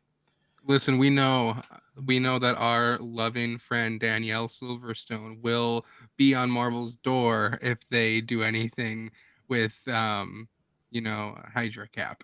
Yeah, yeah. With her anger for Peggy Carter, already, which yeah, Peggy Carter. I don't know why I Yeah. was it's like the Carters. Yeah, I almost said Sharon. It's there's a lot of people that have opposing opinions, and I think like another character we were just speaking about, or we're going to be speaking about, like Moon Moon Knight. Knight, and the lack of Jewish representation. I think a lot of people would be upset by that, but it's one of those things we'll just have to see. But the reason why Moon Knight's up here is because Kevin Feige has said that he sees a future for Moon Knight moving forward in the MCU. It may not necessarily mean a continuation of the show, but we might see Moon Knight in, let's say, a movie or a crossover or Secret Wars or something. So there's at least a future for Mark Spector to do his thing with Khonshu. That I would would be a just shame if it wasn't the case. I was just gonna say, I think I was just thinking that why would they introduce somebody like Werewolf by Night? Is that gonna be one of those cases where they just did that and now there's nothing else? Well, that's the problem, right? We talked about earlier when we were talking about the saturation of things. And I think when you come out, that's why I was clapping, because when you come out with too many things and then you have to fit everything in, and especially when you have a fluid world like the MCU or DCU or anything that you have out there, if you have too many things, to exactly what Donovan said, if man, that would be awful if Moon Knight they were like, oh, we just can't fit him in right now, and like he just gets thrown to the wayside. I mean, that's kind of how, well, Deadpool was a different thing, but it was 10 years that Ryan Reynolds was trying to get them to make that, and they were like, they'd greenlit a spinoff like a decade before the movie actually came out, and they killed it, and then he went and did Green Lantern, great movie. And I think like that's why I think it's like I've been saying this all week. Aim small, miss small. Like we're gonna have variety for everyone. Let's not do too much, because I don't want to see characters fall through the cracks. I don't want to see things not. Werewolf by Night was great. Like we gotta continue these things. Oh, we have to have Man Thing. We need more Man Thing in the MCU. Like we just need to know like that world, and then, of course, then also Bloodstone. Like I was just gonna say, yeah, we need the Bloodstone now. There was nothing more on that. Let me tell you something. If they go the route, like one of my favorite storylines in the last Secret Wars that they did back in like 2014, 2015, was of course Doom, who took on himself as he was like the being of God in the comics. He created all of these different worlds. There was like a Planet Hulk world. There was a MODOK world where everybody was MODOK. There was like an Armor Wars world. There was a world where Regent had taken over and had stolen. That glorious man right there. There was a story where Regent, who's this big bad who basically harvests his heroes and uses them to power his suit. And like he takes all of the superheroes, and the story was about, and it was called Spider-Man Renew Your Vows, and it was as if Spider-Man never did the one more day or the one day more deal with Mephisto. And so he did get married to Mary Jane. They did have May Parker, his daughter, and she had his abilities, but they were using devices that Peter made to hamper their abilities, because Regent was searching for Spider-Man, because he was the last hero that was left. And like it's this whole story about this. And then, but one of my favorite things from it was the Marvel Zombies world.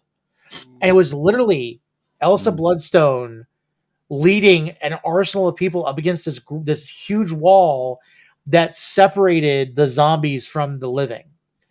And their whole goal day by day was to fight the undead.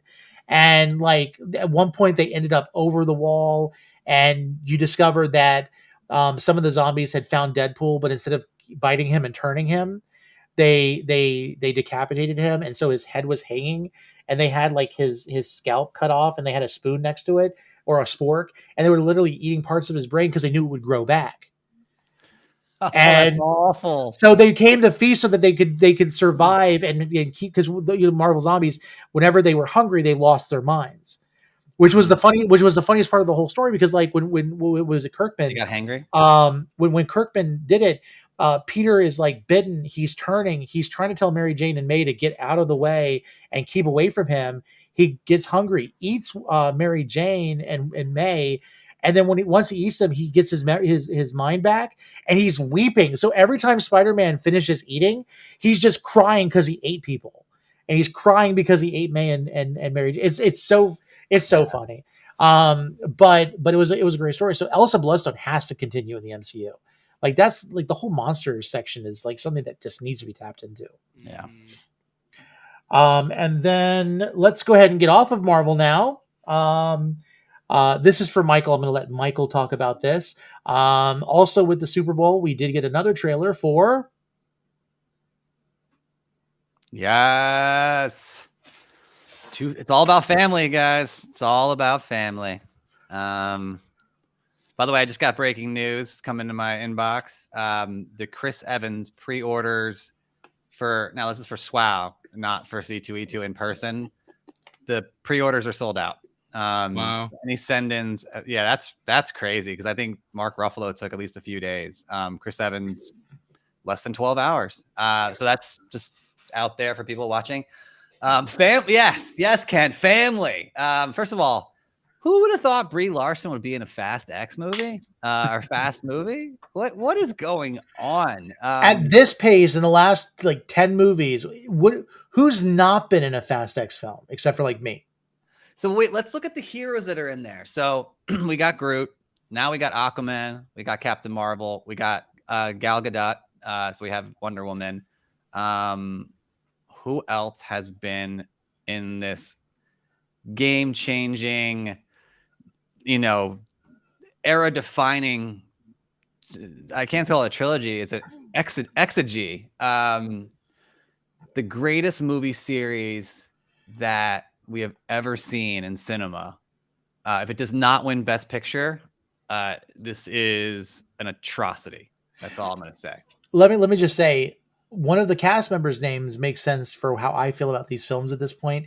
We had a car go into space. So just like the cast member's name, this movie is going to be ludicrous. Cadillac Grills, Cadillac Milk. You know what? At this point, the only way that this film could be more outrageous is if it crossed over with Jurassic World. I'm just going to say it. Because Jurassic World was turning into the Fast and Furious franchise. Like, let's face it. They were getting there. I mean, like, it's all about family. It may be clone family, but it's family. I'm still owed a 10-second car is all I'm going to say. So, and I want to just say this. I find it hilarious. Vin Diesel is like the Iron Man of this franchise when you think about it, because he started it all. Okay, he started it all, but at the same time, all of the villains are consequences of his actions. That's great. Like all of them, like either their family or their. I was gonna say only. Sorry, I didn't want to cut you off. I said only Vin Diesel is not always learning. Oh my goodness. Okay, ODP Ken. We need Crisis of Dominic Toretto's. Yes. The Crisis of Infinite Earths, where it's just like Doms pulling in Doms for other universes. Wait, oh my goodness. Wait, I'm trying to see how much overall all the Fast and the Furious movies have made, because it's record breaking. Like I've never seen a Fast movie. Well, you're not missing. Okay, let me. I'll be personally honest with you. The first one was okay, but it's very dated. Tokyo Drift was fun, but people were kind of like, "What is this?" And then when you find out where it fits into the franchise, you're like, "How did they like really?" It's like wibbly wobbly, timey wimey. I mean, it's crazy. And then Too Fast, Too Furious. You get Ludacris in it. I think he was the best part of the film. And Tyrese, Tyrese is good. Tyrese is good and stuff. First appearance and origin of Tyrese. It's where he starts. He's like always like, I'm hungry. Oh. And then wait. But Fast and Furious 4. Before you move on, What star? My wifey out there, Erica. I hope you're paying attention if you're still watching. I know it's been an hour and a half, but who starred is the villain in Too Fast, Too Furious? Former teen star Cole Hauser, who is now of Yellowstone fame. Oh, Bring it up. Okay, Hey, okay. There's no fighting on the Yellowstone. If you fight, you've been fighting first. So let's go. I didn't realize that we started talking about Fast and Furious. You started getting street. Let's do this. But I will say, was it Fast and Furious, which was the fourth film, and then Fast 5 were fantastic. I love them. Fast 6 is where it starts kind of getting wonky. I'm looking at the screen. I'm looking at the Box Office Mojo. And so here's a quick rundown. Top all time is Furious 7. Then we have Fast and Furious 6. Then we have Fate of the Furious. Then we have Fast 5. Then Fast and Furious presents Hobbs and Shaw. Then F9, the Fast Saga. Fast and Furious is 7th. 8th is the Fast and the Furious. 9 is Too Fast, Too Furious, underrated film. 10 is the Fast and the Furious Tokyo Drift. And then 11, unreleased, re-released, the Fast and the Furious. And that only got like $200,000. But I want to say something. There is something about the way that you think that they're doing all these alliterations with the name and stuff. They completely missed out on this film. First of all, Fast X sounds like something you have when you've eaten too many beans. Like you need to take listen, I'm feeling bloated. Send me a Fast X. And then the second thing is like they completely missed the opportunity here, because if they would have just called it Fast 10, you could fasten your seatbelts. Oh, so they lost me. Like if you're not even gonna like that's all you had to do. Over. We got walk off. It's a walk off. Drop the mic. That's it. There's nothing that's gonna top that. So, any last comments anybody wants to say about these films? I'm doing the quick math in my head. You guys keep talking amongst yourselves. I want to see how much. I did get to see all the cars. We got to go out on the Warner Brothers tour and see all the cars from the movie. So that was kind of cool. My friend that I went with loved the movie, so she was excited. I was like, okay, I have no idea what any of these cars mean, but that's nice. Now, I will say the car in the upper right-hand corner, I guess it's that way here. Dominic Toretto's car is freaking amazing. I've always loved that car. Mind you, it's been blown up at least once. That's the thing. Not only do the cars come back to life, but the people do in this film as well. This is like literally like if you want to know what a comic book is like on a daily basis, that gets close to it. I gotta say that my closing thought. So I just did the math real quick, and it seems to be lifetime gross for all the films. Just over $2 billion. I thought it would be a lot more than that, but oh wow, yeah. It could be. Maybe I don't know. Maybe this is wrong, but it says lifetime growth. Maybe that's domestic. I don't know. Maybe that's not. Well, you remember, if you're looking up the word gross with the Fast and Furious franchise, you might get the wrong search results. But here's the thing: my wife loves them. I do have all of them except for, of course, Fast X. So yeah, I'll probably watch it, and it's just getting harder and harder to like. It's just like, okay, who are they going to bring back to life this time? Like, honestly. And here's the thing. Every time, like, if unless the villain gets killed in the movie, they're going to be one of the heroes in the next. Yeah. And I'm sitting there going like, the amount of damage that these people, they should be in a hole somewhere. And yet they're like able to drive cars off of bridges and stuff. But I digress. Let's go ahead and move on. Be hungry. There we go. Last thing, and this is none of us really have a whole lot of knowledge about this, but that's perfectly fine. Another film that we did see a trailer at the Super Bowl. It's been announced. If you're a Star Wars fan, by the way, we're just not going to talk about Ant-Man, Quantumania about all this show. So I'm just. Oh no, this film, like I told you, there's a lot to cover, and we're not doing well on time management. We're doing terrible. We've got one more thing to talk about, and then we're going to do Mickey's segment. We're gonna talk about Donovan's red carpet experience. And we're gonna do a breakdown for Cassie Lang, and then we're gonna talk about the film. Sheesh, I did not. We apologize, guys. Yes, but you know what? We actually have been holding steady at 60 viewers in the live, which is fantastic. So we're gonna keep on going. You guys are here, and we appreciate you, and we appreciate you so much. I want to make sure that you can buy merchandise. We didn't want to go too fast and too furious for you guys. Yes. Oh my gosh. Oh well. Okay, but the last thing we're going to talk about with the nerd news of the week, or of the 2 weeks, I guess, is a movie that I'm actually surprisingly excited for, and that's Adam Driver and 65 Million Years Ago. Other than like some of the dinosaurs don't look realistic, this film looks like a honest jump scare that's going to be enjoyable. I think of it. I don't know if it's going to be on the same level as like I Am Legend when it comes to like the jump scare stuff. But of course, you get an adult that's highly capable, a warrior, and they have to protect a kid, and you've got giant monsters trying to eat them. I'm excited about it. Stop me if you guys didn't also think it was like if Kylo Ren had lived in Rise of Skywalker at the beginning of the trailer. He's in like the jet and he's flying, and I was like, oh, Kylo's getting a spinoff? Like, cool. All right. Not only that, but the little girl that he's trying to protect is a younger clone of Rey. Yeah. I have to save Palpatine's daughter. I went back 65 million years to make this happen. Or granddaughter, Yes. sorry. Yes. I'm just excited to see a non-Jurassic Park dinosaur movie. It's been a while, and Oh yeah. yeah, and this looks really promising. I'm excited to see. I'm excited to see it. And The Quiet Place. Love the Quiet Place films. So the same What are some other non-Jurassic Park dinosaur movies? Honestly, the first one I thought of was Velocipaster. Yeah, I just know that from Juju. Juju posted about it years ago, and oh my gosh, Velocipaster? It's literally like a priest or a pastor that's able to turn it up to a velociraptor.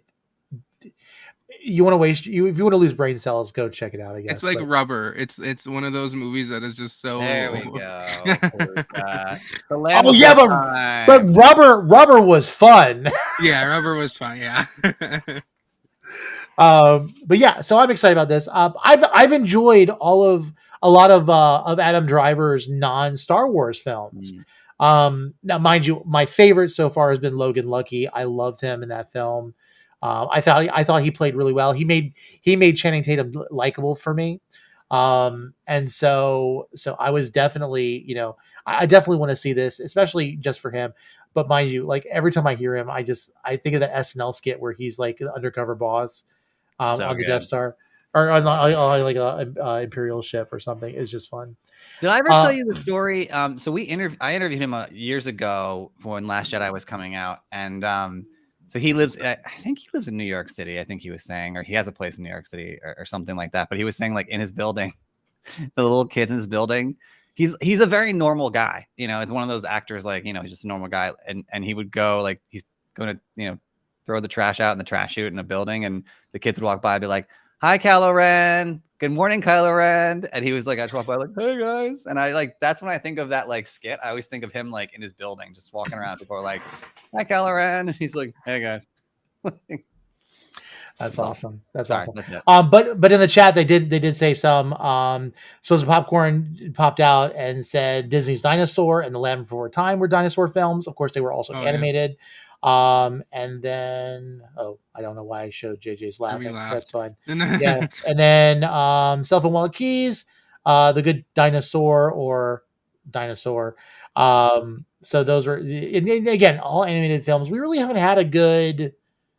And there's the rip-off sci-fi B horror movies with the all those, but those I don't really count as like good dinosaur horror films. I thought at one point they were going to try to do it like a Turok Dinosaur Hunter like movie, but that was a long time ago, which would have been interesting. Honestly, I will say, what was the TV show that Stephen Lang did? It only lasted one season on Fox. They went back in time and they were to save resources. That was really good. I know what you're talking about. I can't think of the title. Harry and the Hendersons? No. Land of the Lost? No, not Land of the Lost. So basically, the idea was that Earth was depleting. Like the environment was like toxic. People were dying. You couldn't have more than one child, or more than two children. I think it was. It was outlawed. And basically, the government had made this time travel device where you went back in time to prehistoric times. Terra Nova, yes. And they basically were they were building this world, and it was following this one family where the dad was a police officer, and he was kind of like the sheriff of the place, and there were like hidden deep dark secrets about everything. But you had dinosaurs in it. It was fun, but it just didn't last. So, but yeah, it was good. Again, like we talk about streaming services, TV shows have had bad track records with being made and then just never going any further and never having a payoff. So but yeah, so let's go ahead and let's let Mickey do his thing, and then we will talk about Ant-Man and the Wasp. What's going on, fandoms? It's your friend Cell Phone Wallet Keys, also known as Mickey, and I want to talk to you a little bit tonight about Star Wars. And to be a little more specific, what I really want to talk about is one of the more anticipated video games of 2023. We're talking about Respawn Entertainment's Star Wars Jedi Survivor. Cameron Monaghan returns to the role of Cal Kestis 5 years after the end of the amazing story we know from Star Wars Jedi Fallen Order. Cal Kestis and his droid BD-1 are doing their best to survive while still being pursued by the Empire and the Inquisitors after the conclusion of their intense encounter with Darth Vader.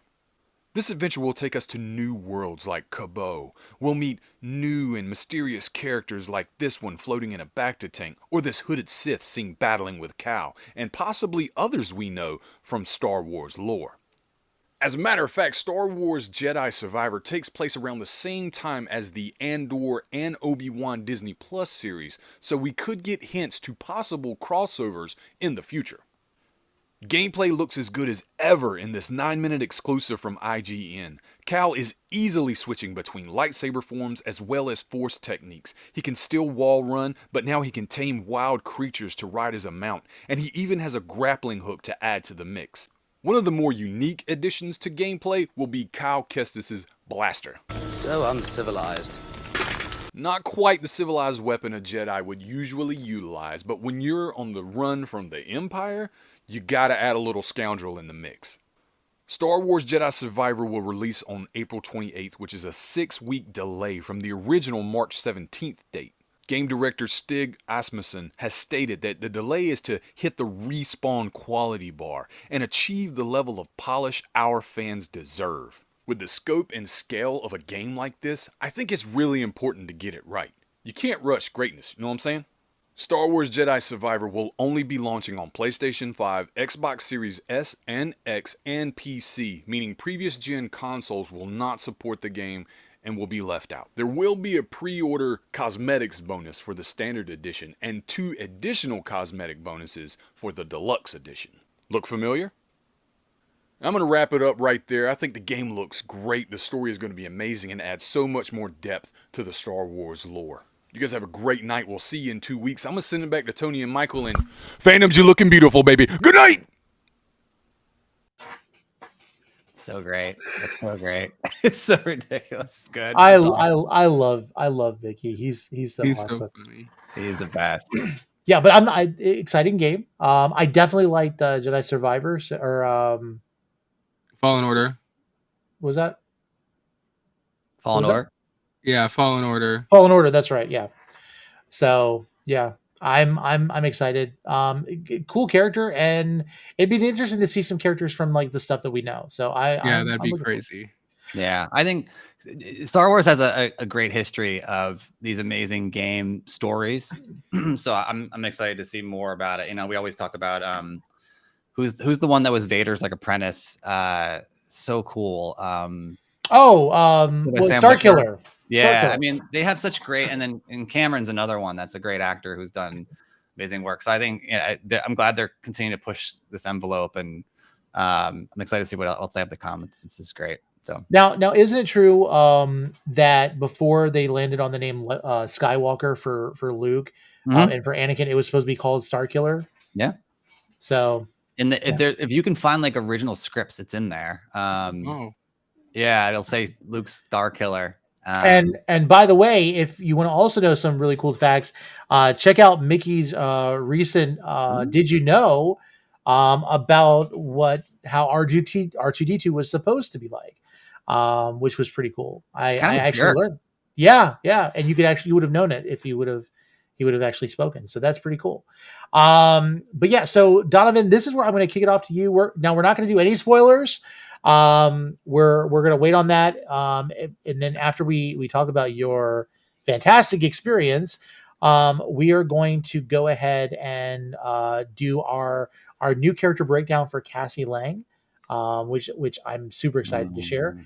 And then we'll get into talking about the film and then spoiler territory. But just be aware, if you have not seen the film yet, you will not have to worry. We will give a proper spoiler alert, and you will see an image in the corner. And again, on the podcast, you will hear the spoiler alert. And then after that, just know if you haven't seen it yet, don't listen. All right, so I'm going to go ahead and open this up for you. All right, everybody. Yeah, so that is me at my first ever Marvel movie premiere with a signed helmet. It looks like it has almost every single person's signature from the cast. This was a really exciting moment for me to be at the pivotal Ant-Man and the Wasp Quantumania film starting phase 5. It was very overwhelming and exciting. My friend Dom, who in this next photo, she actually invited me as a guest. She gets invited as a cosplay guest. So she invited me, and I was like, absolutely, yes, I will cosplay. I'm new to it, but I will come as Scott Lang, who works at Baskin Robbins. And I thought I was going to be the only one there, but literally there was only one other person there dressed as me, and we stood right next to each other. It was crazy how it turned out, but I was like, wow, it's crazy, But it was fun. It was literally the most memorable and exciting time of my life. I feel like it was a dream, a fever dream. It doesn't even seem real even a week and a half later. And then we met the cast, and we started off. I don't even know what order the photos are in. So All you're right, gonna I'll just go to the next one. Okay, first we met Kevin Feige. Listen, you guys, this is not the robot in She-Hulk. This is the real deal. And this was just so crazy. It was so surreal to meet the man, the myth, the legend. And we met some of the other cast. First up from this actually isn't from the cast. This is Riri Williams, Dominique Thorne. This was super cool. I did not expect anybody else from like other movies to be here. And she took my phone from me. I went to go get a photo. She took my phone, took it over to her side, recorded a video, and I was like, oh my gosh, yes, that's totally fine. Take all the videos you want. Like, do whatever you want with my phone. Just, yeah. And so, yeah, that was super fun. And now I think we start actually getting into the real cast, if I'm not mistaken. Oh, no, well, kind of. This is the director, Peyton Reed. And he was actually really fun. He was talking about because I think he did I don't know if he's done all 3, but I know he definitely did Ant-Man and the Wasp. And he was just talking about how doing the films was really exciting and fun. And now we actually start getting into the cast. I'm like 9. Yeah, exactly. Here's the cast. This is the newest addition who we are going to speak about. Tony said coming up here, Cassie Lane, Catherine Newton. I had to ask her about her show on Netflix. We were talking about those Netflix shows getting canceled. The Society, probably one of the most well-known ones, was canceled after season 1, and she confirmed season 2 does exist somewhere in the multiverse. So I want to pull a Wanda Scarlet Witch, find America Chavez, and have her take me to that universe. But then the next person that I got to meet was this is a returning character. This is Corey Stoll, aka Darren Cross. He was Yellow Jacket in the first Ant-Man, and he comes back as MODOK in this one. And he was honestly so sweet. He was super funny. But he was one of the returning characters in this film that we didn't expect until a few months ago when they released the trailer and we got MODOK. But he was probably one of the funniest parts of the film. And then we got this one is one of the only people actually the only of Scott Lang's original friends to come back in this film as a different character. So David Dashmalchian, I don't even know if I'm saying that right. Dashmalchian, he played Kurt, I believe it was, in the first 2 Ant-Man. He was one of the 3 friends that robbed with Scott. And then I loved when he did the whole Baba Yaga thing in the second one. That was just so much fun. Yes, exactly. They were just like the comedy of the movies, and Luis and Dave did not come back in this one, but he came back as this new character, Veb, which is a really funny character in the film as well. So it was cool to see him. He was super sweet, and he took time to make sure to talk to everybody and ask you how you were doing. He was honestly probably one of the sweetest besides Jonathan Majors, who was absolutely amazing. And then Oh, next, he played the jelly guy. yes, yep, Veb, the whole, yeah, Favorite character. Yes. yeah, Holes. That's a yes. standout. Oh man, sorry. Go ahead. That's just No, you're all good.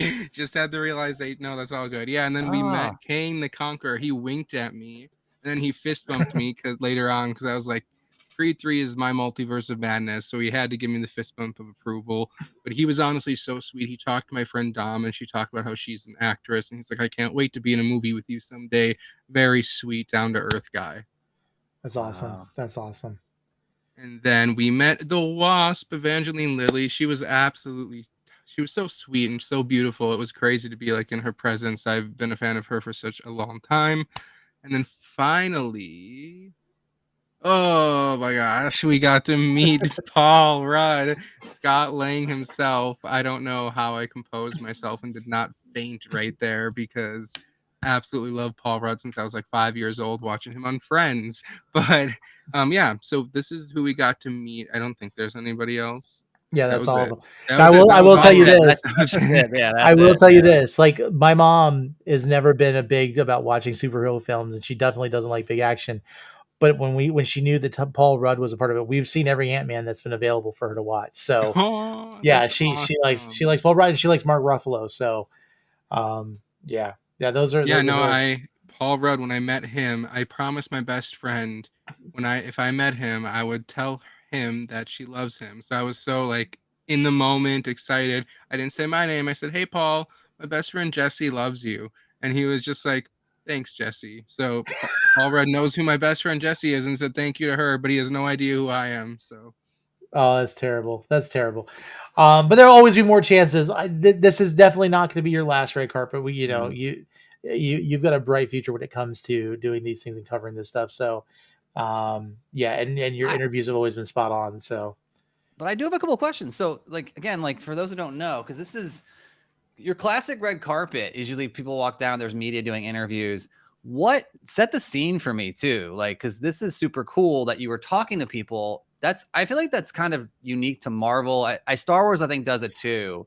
Star Wars has like really cool like installations and stuff like that. Tell me like what that's like because it's my grandma. Oh, that's awesome! Look at that. Hi, Grandma. I picked the right one to show. Yeah. I just want to know what it was like. I mean, I really want to know. I want to get like a kind of like some of the color from it because the setup and how you were able to talk to people because that's super cool and unique that they sit there and they'll talk to fans and talk to people that are on the carpet and really kind of like engage. That's amazing and unique and such a like once in a lifetime experience. No, and it really was. So I've been to 3 movie premieres. This is my first Marvel one. I went to one in May. It was a Netflix, actually at the same theater that this one was at. It was super cool. But it was an Adam Sandler one, the Hustle one. Yep. And that one I just went for like 1 iota. You just stood. You didn't really get to do anything. Weren't you like behind like a chain link fence or something? Yeah, you were. They had like a basketball set up because it was a basketball movie, so it was like a basketball cage. But you sat on bleachers. You didn't really get to meet them, anything like that. And then I went to Bros, where I walked the carpet, and I mean that's everybody's dream to walk a carpet at a movie premiere, and that is a little bit more intimidating because then you have to go and up to the stars and ask them for a picture. That's up to you to do that. I actually almost preferred the cosplay pit where I was for Ant-Man and the Wasp: Quantumania or the fan pit at other movie premieres because the stars come up to you, they take pictures with you, they'll like say hi, they'll sign things. Whereas if you do see them when you walk the carpet, you see them after you're in it in the event. Like I said, you can maybe go and ask them a picture, but not an autograph or anything like that. It's much more, I feel, personal and everything when you're actually in the cosplay pit. So yeah, how it was set up, we had the main cosplay pit, and then when they did the live stream, they had the stage right there. And then after the stars walked in for the cosplay pit, they did their interviews for the live stream. They walked through this tunnel where they did like their Getty images, they had photo opportunities, they had the interviewers like from different media sources and things like that doing all the interviews. We didn't get to see all of that.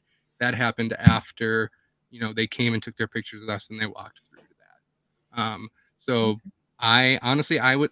It really has its advantages and disadvantages, like walking versus being in the pit. But I prefer the pit, honestly. Yeah. A lot of standing, and but you got to meet so many people when you go and walk it. You have to go and do that all yourself, and it can be a little bit intimidating. But when you're in that pit, you have no choice but to sit there and talk to people. You're standing there mushed together for hours, and it was a Yeah. really great experience. I met so many friends and stuff that I never would have if I walked the carpet instead of was in the pit.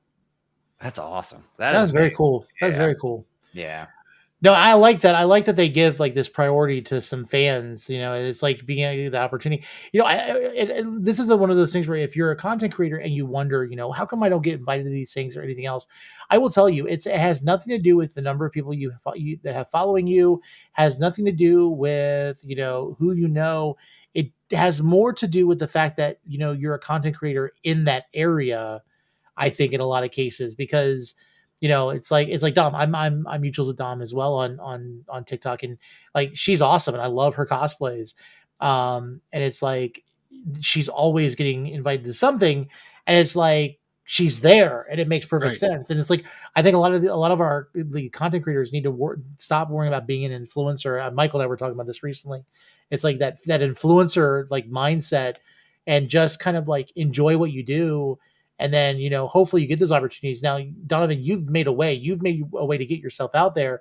And like, even for like Multiverse of Madness, you may not have gotten to the carpet, but you got to the El Capitan Theater and you were able to go to the things and you make a way for that. And that's awesome. And that's really cool. And then there's also where I'm noticing now Disney is doing more things where like Juju and Jay Stubes just did like a fan event where they had, and then sometimes celebrities come to those things.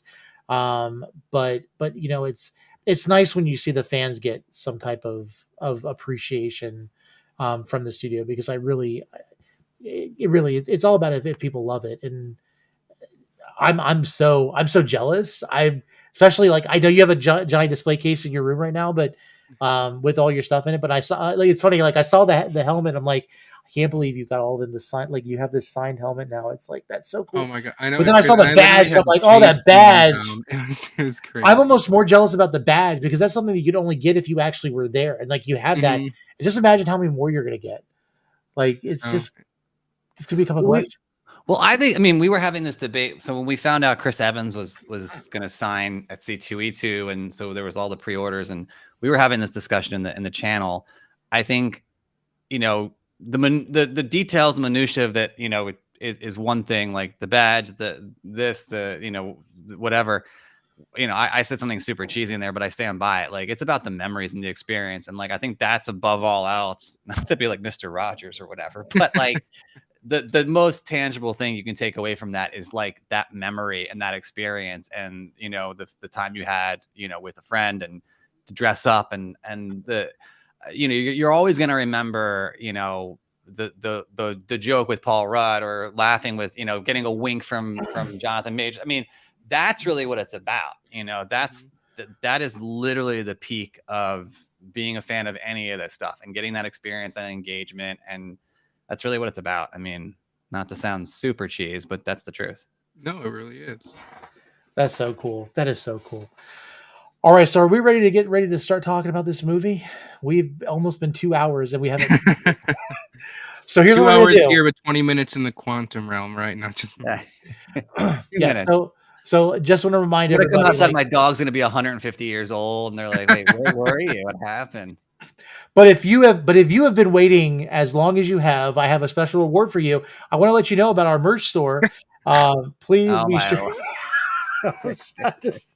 I had to. You're like, okay. You're like Scott Lang with his audiobook. Listen, as I find more fun things to do, there's going to be little Easter eggs and stuff. Like, don't worry, it's going to get ridiculous. Oh, and by the way, I don't have a signed helmet, but I did get the AMC popcorn bucket. So that is cool. That is. It is very cool. You can open up and eat out of Scott's head. So I just think it's crazy that one is $30 and the hammer that is smaller and doesn't light up was $50. But the hammer is better made. I will say that. Like, this is the lowest quality of all of them.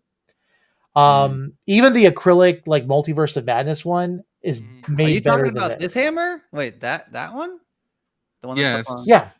Oh, that one's made terrible. The handle, I can't even get it in there. I guess different ones are made differently. That one that I have is like, I can't even move it. It falls apart. You're not worthy.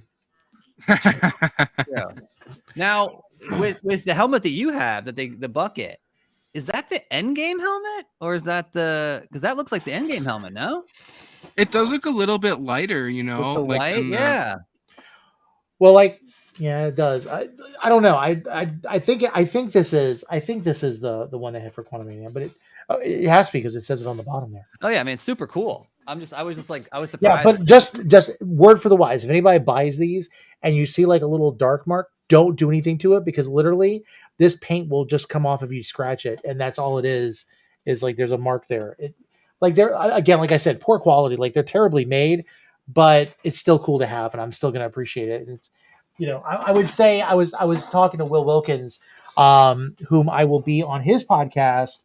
Talking, I'm sitting on my cord. Hold on a second. All right, there we go.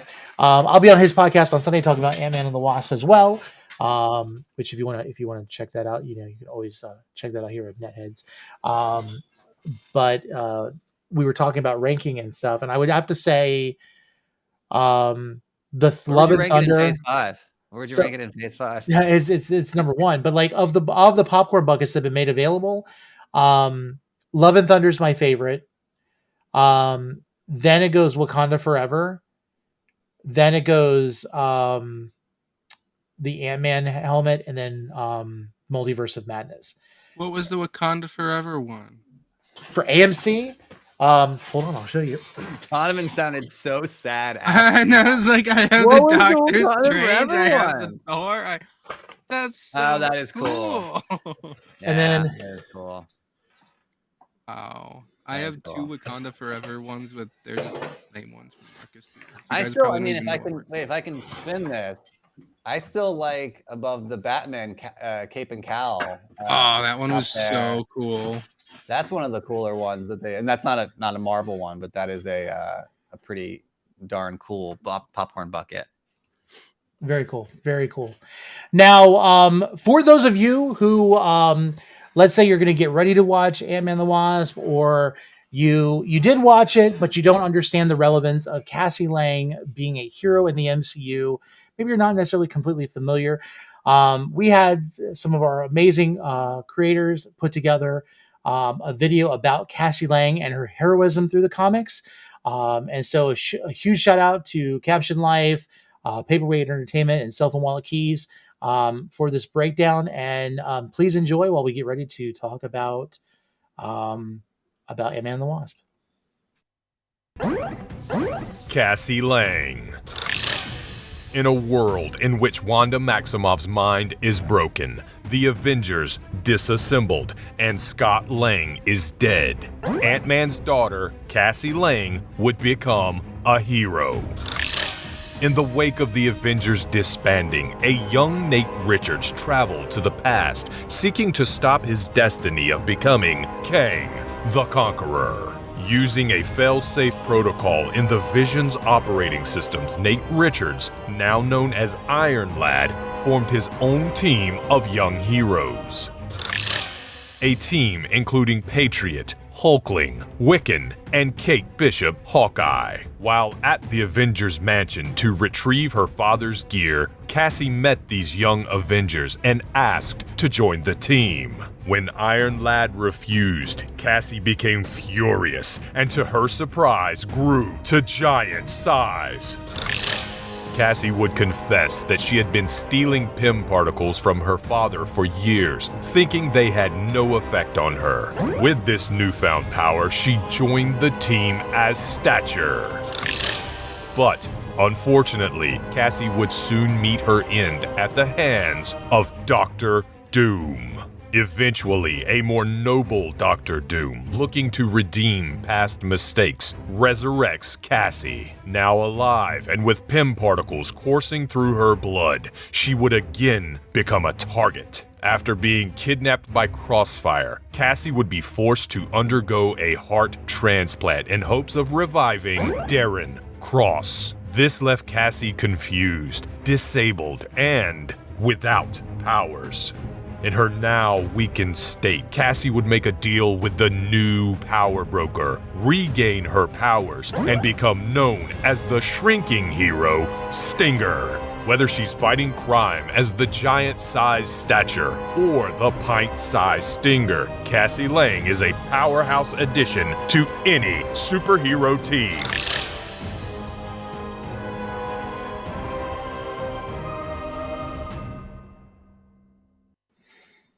I love those so much. Yeah, it was super cool.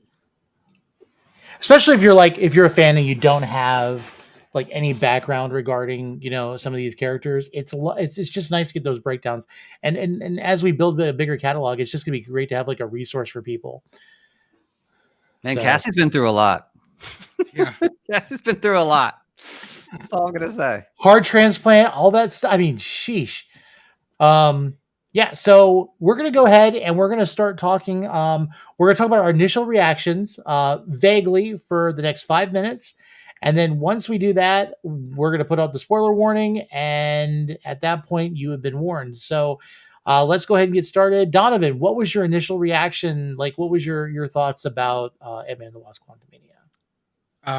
That it was crazy. Like, it was the most visually stunning MCU film yet. We explored so many new places that it's almost like Star Wars-y type vibes that you get. But it was visually amazing. It was a fun ride. I didn't go into it thinking or not expecting too much, but I didn't have so many theories because I've learned that theories become expectations and you're disappointed when they're not met. So it was just fun. It wasn't like, you know, a top 10 MCU film, but it was definitely something that I enjoyed and I've watched again and I will probably watch again and again. I love the Ant-Man films, so yeah. Michael? Yeah, I mean, I think we're on the same page on that one. I think I'm looking at the Rotten Tomato scores, which always are fun and funny. They're literally mirrors of each other. I think the critics are saying at 48, the critics, and the audience is 84. I'd give it somewhere in the middle. I think it's like a 7 out of 10. It was a fun movie. It did feel a little bit like they stole from Star Wars. Like some of the scenes like felt 100%. But Jonathan Majors, he's awesome. I mean, I cannot wait to see what they do with him and his character. The story is a little, I'm getting texts right now from my wife. The story is a little convoluted, but I also think like, look, like anytime you talk about time travel, it is a mind F. Like I've thought about it since seeing it yesterday, and I'm going to see it again and try to like, you know, digest it some more, but we'll get it when we get into spoilers. We'll get into it further, but I think that also plays into the storyline and the potential like limitations with time travel, right? Especially with what we know from previous shows like Loki. So it's interesting, but I think overall it was a solid movie, a fun movie. Anyone who says like, oh, this is the worst movie ever, blah blah, like they're again hyperbole galore, but very solid movie, very fun. Yeah, I can't think of like major things that were bad. Standout, definitely now Zeb, whatever. One of the highlights, knowing who played him, fantastic. That was amazing. Okay, so I honestly, I figured out like the critic score has to be people that are either not as established in comic book movies or superhero films. Like this was a good balance in a lot of ways. It's definitely an Ant-Man film, so there's a lot of the humor. The character development, I think, speaks to something else. Like people will complain about character development.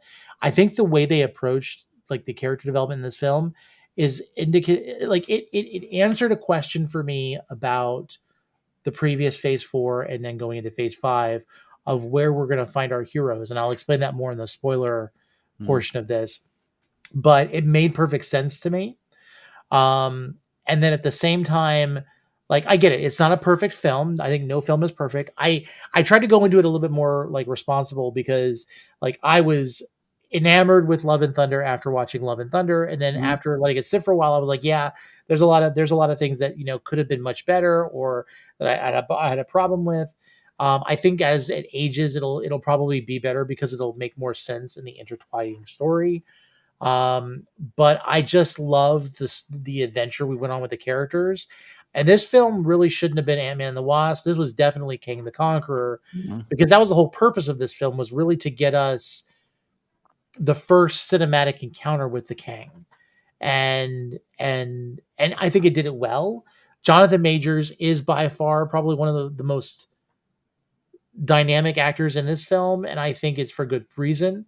And I think they couldn't have chose a better character for the next big bad, or bads, however this is going to be. But yeah, I really enjoyed it. And I wanted to wait until now. I did a spoiler-free review yesterday on TikTok. I wanted to wait till now to figure out if there was anything that really kind of like edged on after watching it like 24 hours ago. And then yeah, I'm still enjoying it. I literally laid in bed and I was thinking through. There was a lot of suggestions and a lot of things. So pay attention. And for those of you who are still going to go watch it, there are 2 end credit scenes. And those are some of the best ones we've had in years. I mean, that's another thing too, like game-changing end credit scenes. So yeah, we're going to talk about those in a minute.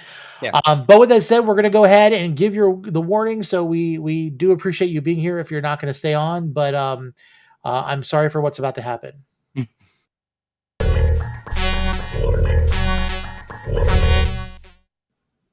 I don't know if that was as loud for you as it was for me, but it was pretty loud. But yes, you'll see we have our spoiler alert on. Anything we say cannot be used or held against us. We tried to warn you. Those of you who are listening to this audio wise, if you did not get scared out of your crap and crash your car, that's a good thing. And I am sorry if we spoil anything for you if you continue to watch or listen. So you have been warned. I'm so excited. Robert Downey Jr.'s back. I'm so pumped. Oh, you are going to go there? And Chris Evans. Oh my word! No. Yeah, it's so nuts. Okay. So where do we want to start? We want to start from the beginning or the end? Because honestly, in time, it doesn't matter, and we know that from this movie. All right. So my number one thing I want to start at, and we've talked about this, right? And so I think this is the holistic look at Kang and what might happen over and over and over and over and over again.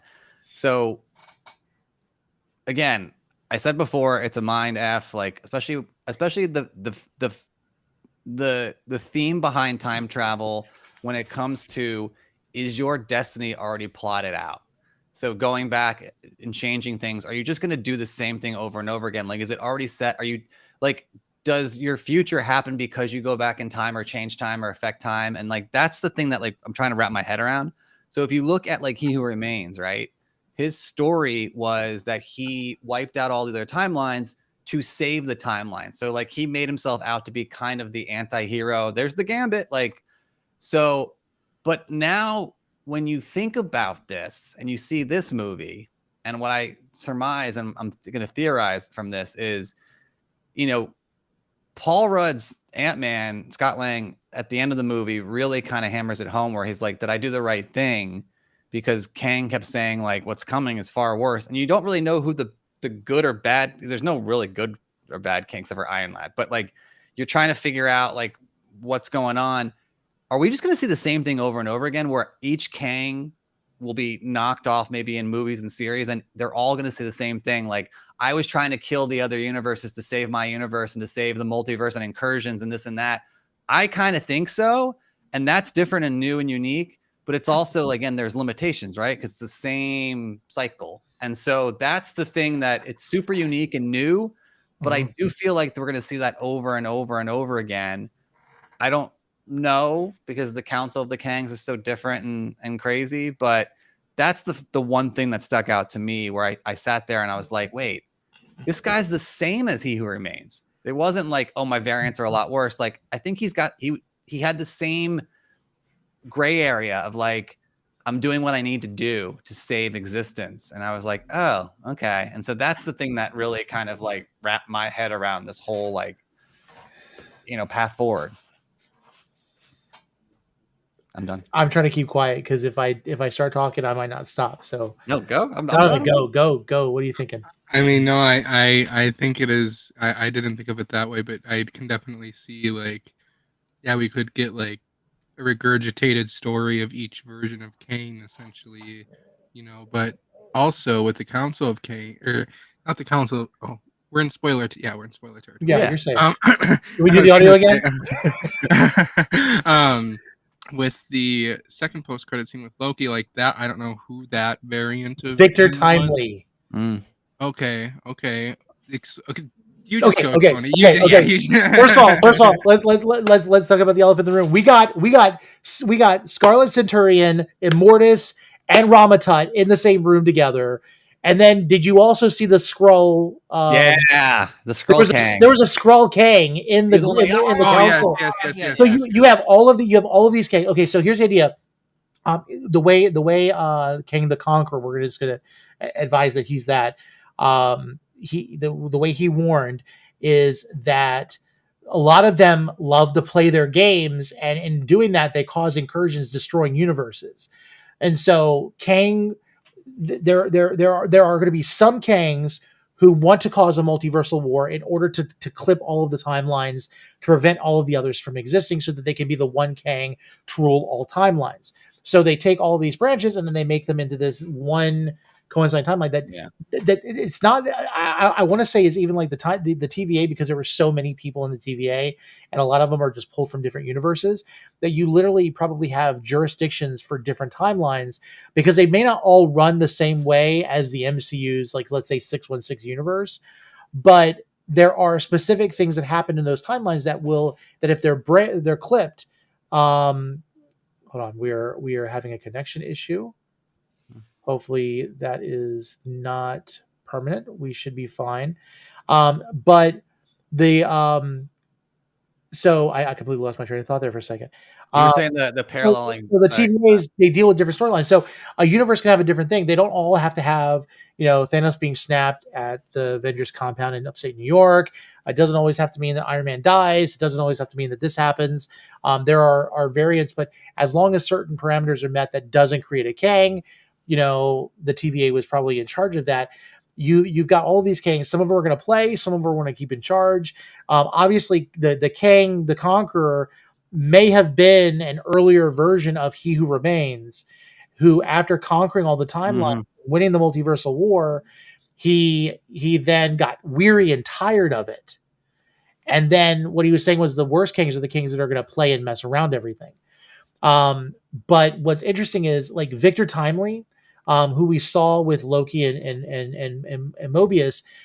Victor Timely was the one that went back to like the early 1900s. He had all the future technology. He basically founds a city in Wisconsin called Timely, Wisconsin, and he becomes the mayor. And he uses all of his future technology to advance him to be like in prominence, and he basically sets the seeds for time travel in the future, in the past, so that he can do what he's doing. And so it's like this wonky thing, but like he could literally be the most, like, the worst of all, because he's starting all of this with the Kangs. He also essentially created the Marvel Universe. So we all know Timely Comics was the predecessor to Marvel Comics, but in the comics, Victor Timely inspired, I'm forgetting the name of the doctor who invented the first Human Torch. Now, if you know Marvel Comics 1, it's the Human Torch walking through the metal door. It's an android. It's a weird story from 1940 or whatever. But Victor Timely is the one that inspired that. So in the comics, in like the storyline of the comics, Victor Timely has basically started the Marvel Universe. Because if you go in the timeline, the Human Torch is the first character. And so I'm going to look at the doctor who actually made it. But yeah, I mean, that's really interesting too. And again, it's also, again, a mind F. Like, you're like, it's just so, like, thinking about it, it's crazy. But yeah, Victor Timely is a super interesting character. And so, yeah, that's why I think what happens is we have this idea that we're thinking that all of these Kangs are going to try to clip out the timelines of all of the other ones, but it could be much worse than what we're thinking, because they laid it out so early on that we're automatically going to assume all of the Kangs want to conquer all of the other Kangs. And what we don't realize is this multiversal war, if this leads into Secret Wars, it could mean that all of the universes are destroyed by the end of Kang Dynasty and going into Secret Wars. So it could be very similar to like the major incursion event in the comics in like 2015, when like the Ultimate Universe and the 616 universe were colliding together. And so what Doom did was he took the power of, what was it? It was God, but it was a Beyonder, Molecule Man or whatever. Daniel Manning. Yeah, it took all the power, and he took all the omnipotence, and then I think it was like the omniscience and everything else, like the other Molecule Man or whatever. And so, like, he created this world for himself and picked and chose what characters from what existed. And what was really funny was when he did that, none of the worlds that he created, Reed Richards never existed, like in any of them. Yeah, it was only because one that survived in like this multiversal arc that came in, because he didn't want Reed Richards to exist, which shows you how petty Dr. Doom is. Yeah, but honestly, he was with Sue Storm in it too. Like they were like together and had like every iteration, and like it was great, and so like we don't know how bad this could be, but honestly, I really feel like there's a lot of story to tell. But I really feel like we're kind of getting to the end of this iteration of the MCU. I think they're leading us to that. Incursions keep getting mentioned. Yeah. And like when you watch, like, because literally that Council of the Kangs meeting is the exact place that Sylvie kills He Who Remains. I didn't notice that. That's amazing. Because if you go back to Loki, I believe when you look, there's literally statues of the main Council of Kangs, and there was one the statue was broken. That is the exiled Kang from Quantumania, which also means like this is where when he says, I gotta watch Loki, because you know how like everybody's been saying, oh, it's like this linear time and everything else, it's all a big circle. Kang's like, you have no idea what time travel is or what any of this is. And literally, like, we think of this Mobius strip that Iron Man showed for time travel, that only worked for that one time. Like, it won't work again. And so like when you go into this, it's like it's so crazy because we know why the butterfly effect doesn't happen, because the TVA was clipping it. Well, what happens when the TVA doesn't keep the same purpose as He Who Remains? And we know this. And you could see Loki in that last end credit scene is trying to convince Mobius that Victor Timely is a threat. Yeah. And like, it's crazy. What were they? What do you guys think they were talking about? Speaking of like trying to figure out what the Council of Kangs is up to, when the line that they said when they were talking about the fact that Kang the Conqueror had been killed, allegedly, and they said, if they start messing with the multiverse, they'll ruin everything. What is that? Like, are we going to find out that like all the Kangs were puppeteering their respective universes, or like what do they mean by that is my question. Like what's there to ruin, and what does that mean? Any takers? I don't know. But yeah, they did say that they're touching the multiverse and that everything will be ruined if they get to it. So I don't know. I'm not into I didn't read that comic, so I'm not really sure as far as. So I think the comics give us seeds, but I don't think we're holding to them. No. Right. So just because, but I really feel like the MCU has given us enough breadcrumbs to look just at the comics, or just look at the movies, because I think the comics. So here's where I was going to go back to. A lot of people complain that there wasn't a lot of character development in Ant-Man and the Wasp. If you think about it, they're all like happy. They go with the thing. There's this hidden thing with Janet. We don't really know what was going on until she finally explains it. Hank is completely fine with, she was lonely and like figuring things out, and like she was gone, and he was. I have needs, Hank. But I will say I did love the whole thing where he's like, there was this woman, Linda, and she's like, it just didn't work, and she's like, how come? And he's like, she wasn't you. I thought that was really sweet. And then like you have this, all of this stuff happens, and then they just go back to doing everything that they do, and Scott's doing his thing. I think there is, if you go back, let's go back to not so much Shang-Chi, because that was really an origin story. We really didn't get a whole lot when it comes to like existing characters except for the end. Um, I think we're still not off. I think that the rings are probably something that Kang left behind, but not the Kang that we were looking at in Quantumania. Mm-hmm. I believe that the Kamala Khan's her bracelet is the same thing, because it took her back in time to affect the past. So I think that's a thing as well. We also understand that the quantum realm is its own universe, so it's an interdimensional type place that's away from the time or from time. So Eternals, Multiverse of Madness, and Quantumania specifically have dealt with the characters thinking that they knew what they were doing, and in doing so, they affected something outside that then brought something back. The Eternals brought Ereshkigal to judge the Earth. Multiverse of Madness, we see Clea, who says that you're causing an incursion and you need to come help. You have Ant-Man the Wasp, who has now made Earth aware of Earth 616 in the MCU.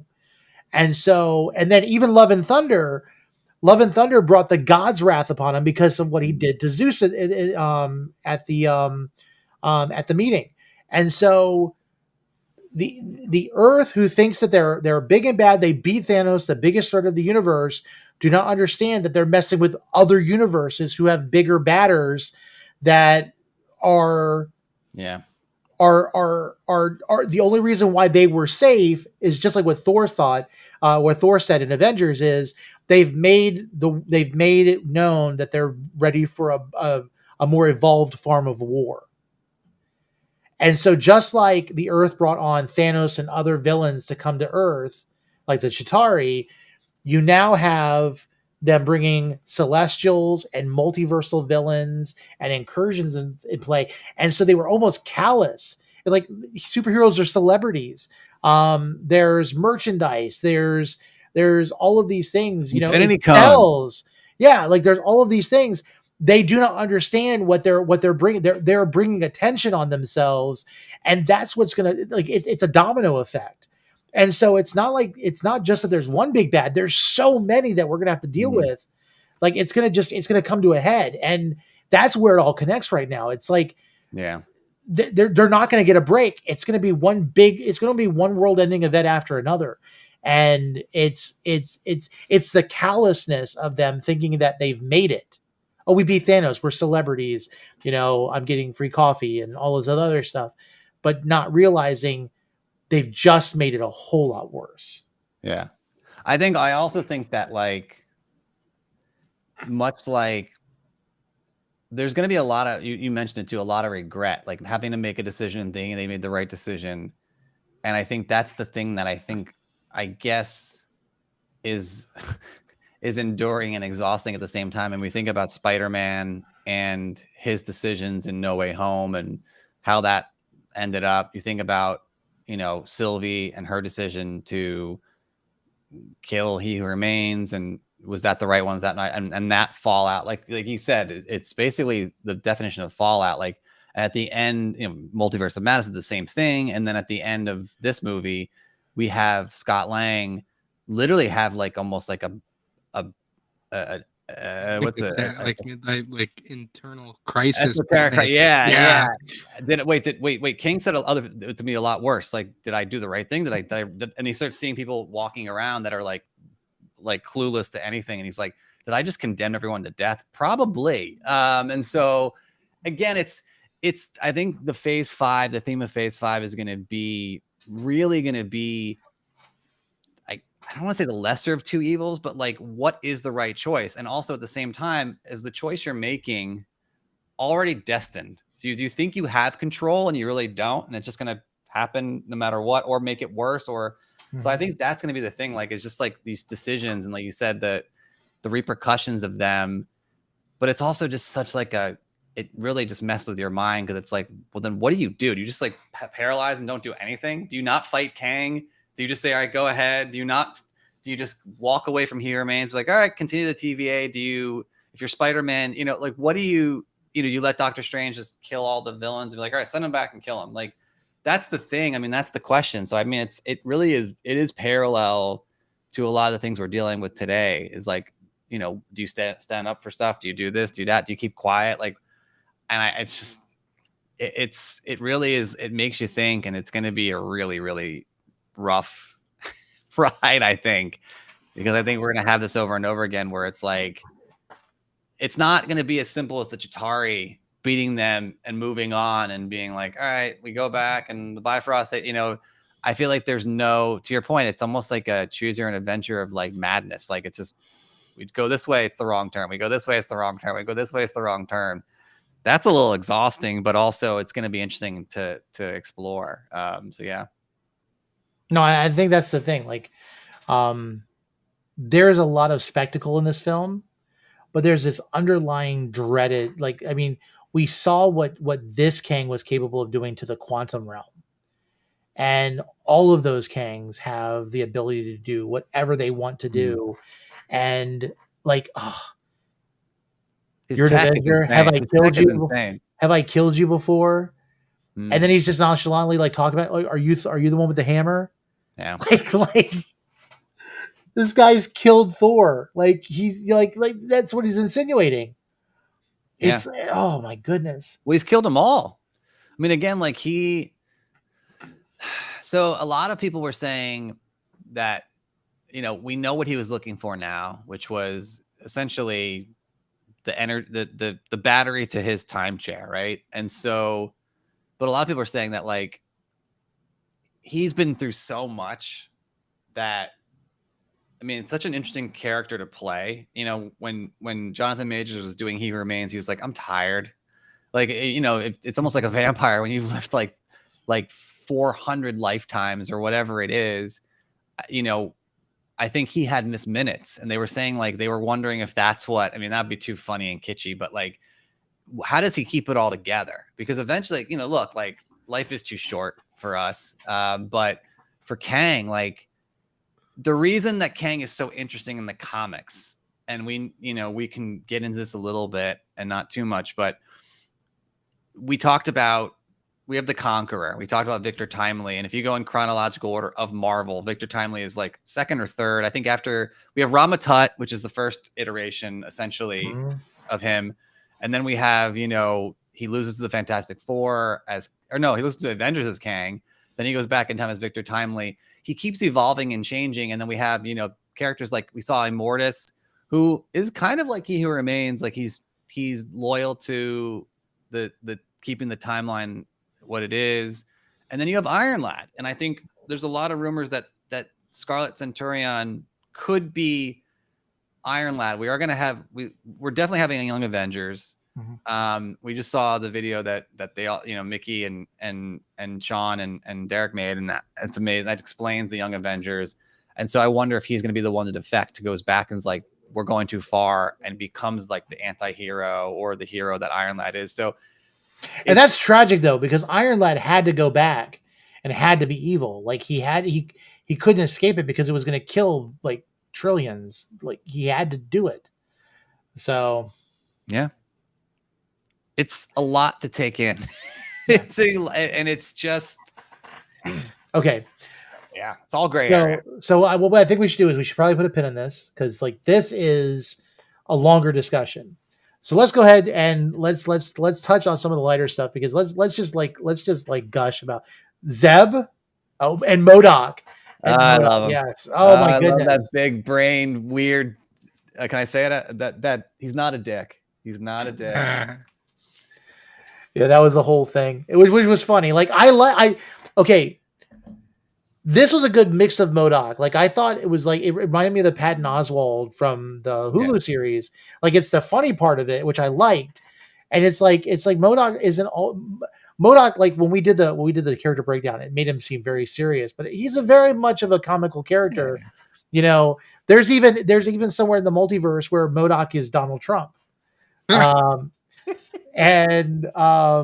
It's, which is hilarious, but it's, you know, I loved how they did the whole thing where like they're pulling him out, like you see like Kang fixing him, and like you put them in the soup and you get that MODOK butt and stuff. It was just funny. Like it was just so awkward. It's And that like a funny awkward version humor of was Darth Vader. hilarious. It's like a funny version of Darth Vader. Like I really think they did take license with a lot of Star Wars stuff. You know, like the whole cantina scene is right out of Star Wars, and so it really was like a goofy version. Like when Vader's getting made in Revenge of the Sith, and they're putting the mask on it. It's not like MODOK, but it's like a little baby with like baby feet, and you know, it's fun. And Scott Lang talking to Darren like I'm not Darren, I'm MODOK, and he's like he's like, oh, it's an acronym. It's an acronym. When he was in the probability thing, he was like, Darren. He was like, MODOK. Yeah. It was so funny. Well, the best line was the end when he's like, "At least I get to die an Avenger," and like that. And they all looked at each other. He's taking his hand. He's just touching Scott's face. You were a brother to me. I was. But like, okay, when Zeb was getting shot, okay, I wasn't scared because I was so hoping he's going, I now have holes. Yeah. And when he did it, I was like, yes.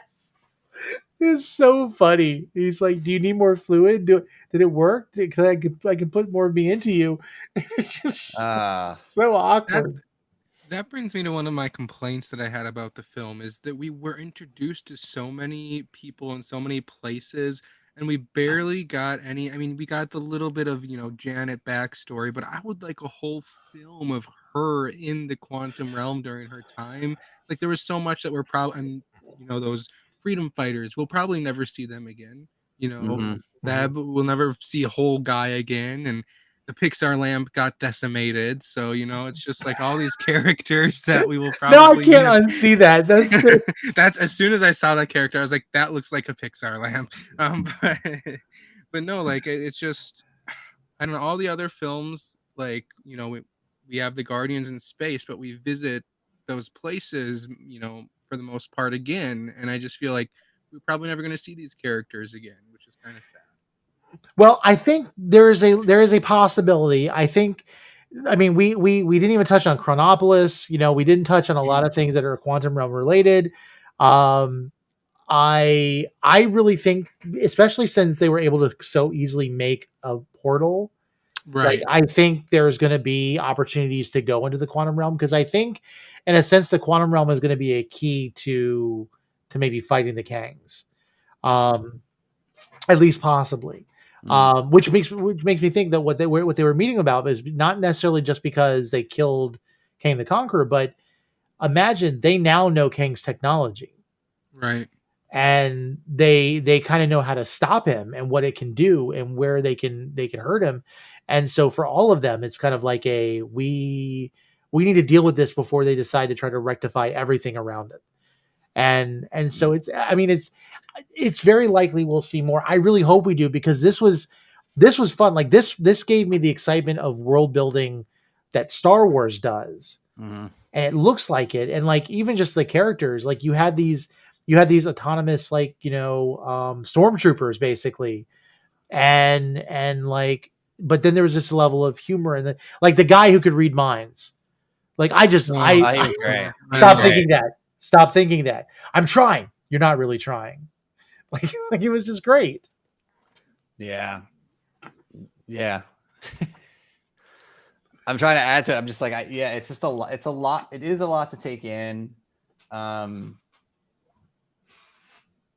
a lot to take in. It's just there's a lot. Time, like for Scott in Endgame, it was 5 years real time, but it was 10 hours or 5D, however long for him. For Janet, it was literally 30 years IRL, and in the quantum realm for them in this film, it was a couple days, and we don't know how long it was essentially when they got out. But the time is so weird as far as how it works in the quantum realm. Yeah, it's like those time vortexes they were mentioning before. It's like there's like different settings, and I think that's the thing. Like when Janet sent Scott at the end of Ant-Man the Wasp, she only sent him far enough into the quantum realm where he wouldn't encounter all of the other beings, right? Because she wouldn't want him to get him anywhere near Kang. Mm-hmm. But then that's where the temporal issues happen. But when you finally get into It's almost like the time kind of works the same way, except it Okay. doesn't exist. Because that's the Right. thing. Like, this is where people are getting bothered by it. It's like, okay, so if the sacred timeline was broken at Loki, we don't know. I mean, we know that it's like the end of time that they were at when they killed He Who Remains, and it's like there was a sacred timeline up until at least Endgame. Then how was Janet with a exiled Kang for 30 years when the timeline was still intact? And it's like you have to stop and realize time doesn't exist that way. Like, we only think of time a certain way, and they don't. We're getting deep again. Like, oh my word! Yeah, it's very Like confusing. this now, and this is specifically why I think critics rated it low, because there's a lot of stuff that will break down and will ask questions. They're looking at it as a factor of, I'm watching this film. I'm only watching this film. I'm not building it based off of other stuff. And I guess for them, it would be disappointing. Like, I feel bad for people who walk into these films not knowing the backstory. And I feel like Phase 4 has done a good job kind of setting up a groundwork.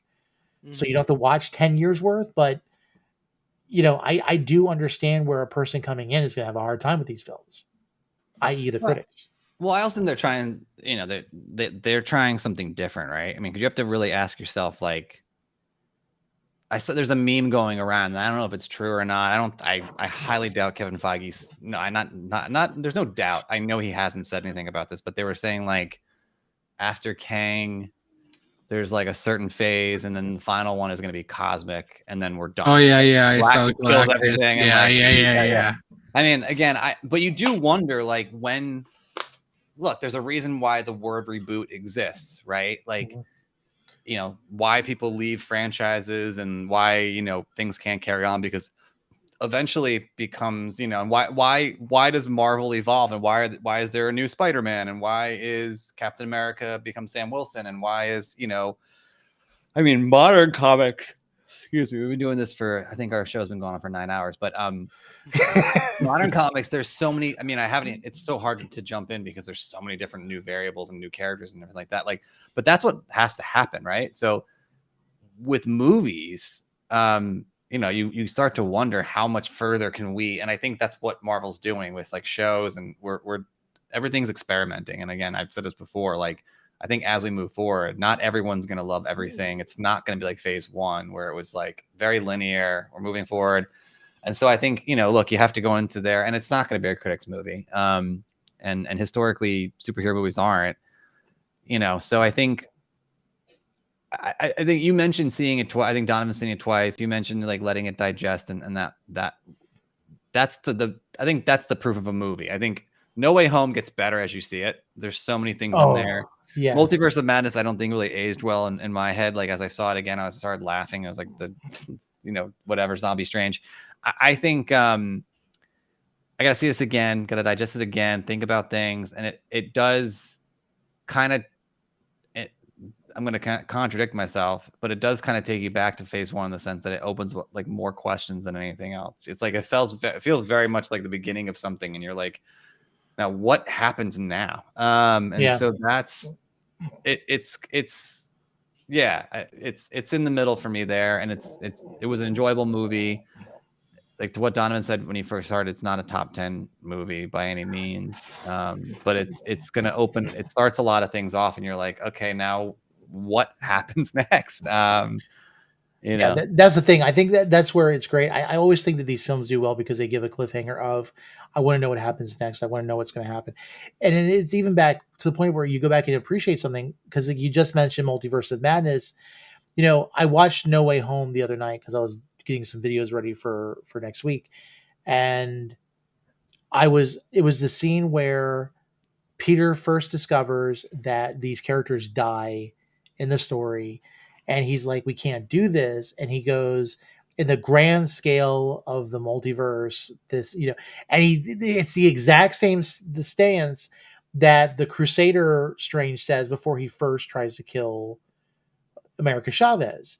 And you realize, like, at that point, I immediately appreciated Multiverse of Madness more, because I realized if it would not have happened where Spider-Man broke the multiverse, America Chavez would have been killed, or Wanda would have won, because it took him learning that lesson with Peter that there is Yeah. other options Yeah. for that. And I'm like, okay, dang, I appreciate Multiverse of Madness more. Like I need to go back and watch it again because you realize even though he doesn't know who Peter is, he remembers Spider-Man and he remembers what happened, just not knowing who Peter is. So, and they even mentioned it in Multiverse of Madness about what happened with Spider-Man. And it was only because of the instances of what happened in No Way Home that Strange learned a lesson that he was different from the rest of the Stranges. And it's like that's what I just gave myself chills. It's like that's what I love about these movies, and that's what gets lost in translation when you have an objective criticism for something, because typically sequels do not do well with critics as much. It's very rare that a sequel surpasses the predecessor. I think they've done it a number of times. I think there's a couple movies that have definitely done that. Godfather. But yeah, sure you can believe that. And then Dark Knight.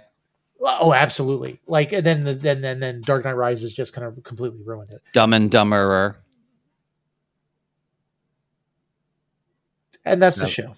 That was I actually haven't watched that one yet. So, but like I think that's the thing. Like we have to understand everyone wants to defend the film.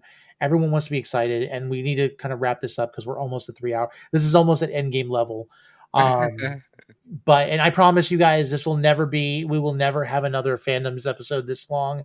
I will learn how to shut up, and we'll try to run through the news faster. Like we'll just report on it and not give commentary. But welcome to Nerd Initiative. Like, you know, one more thing and I'll shut up is like it should be the motto. Don't steal my motto. Well, let's face it. You started it. I think it just needs to kind of be the thing. I'm gonna have like a hashtag that comes up here. But yeah, I don't think we should be so angry when people don't appreciate what we love as much. And I think this is a good indicator of it because they're not going to get it like we will. And you hope they'll get to that level. But, you know, regardless, if Ant-Man and the Wasp is rated poorly by anybody, is it going to really stop MCU fans from watching it? No, it's not. No. I mean, it's the same thing. Look, it's the same thing for.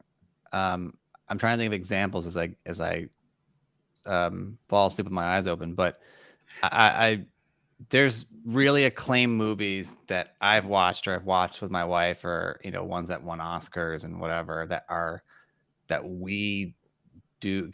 Kang is a baby face. That's awesome. Kang is too nice. There are so many movies that it's art. That's what it is. And so look, let's not. John Majors needs more anger. What is this? That's amazing.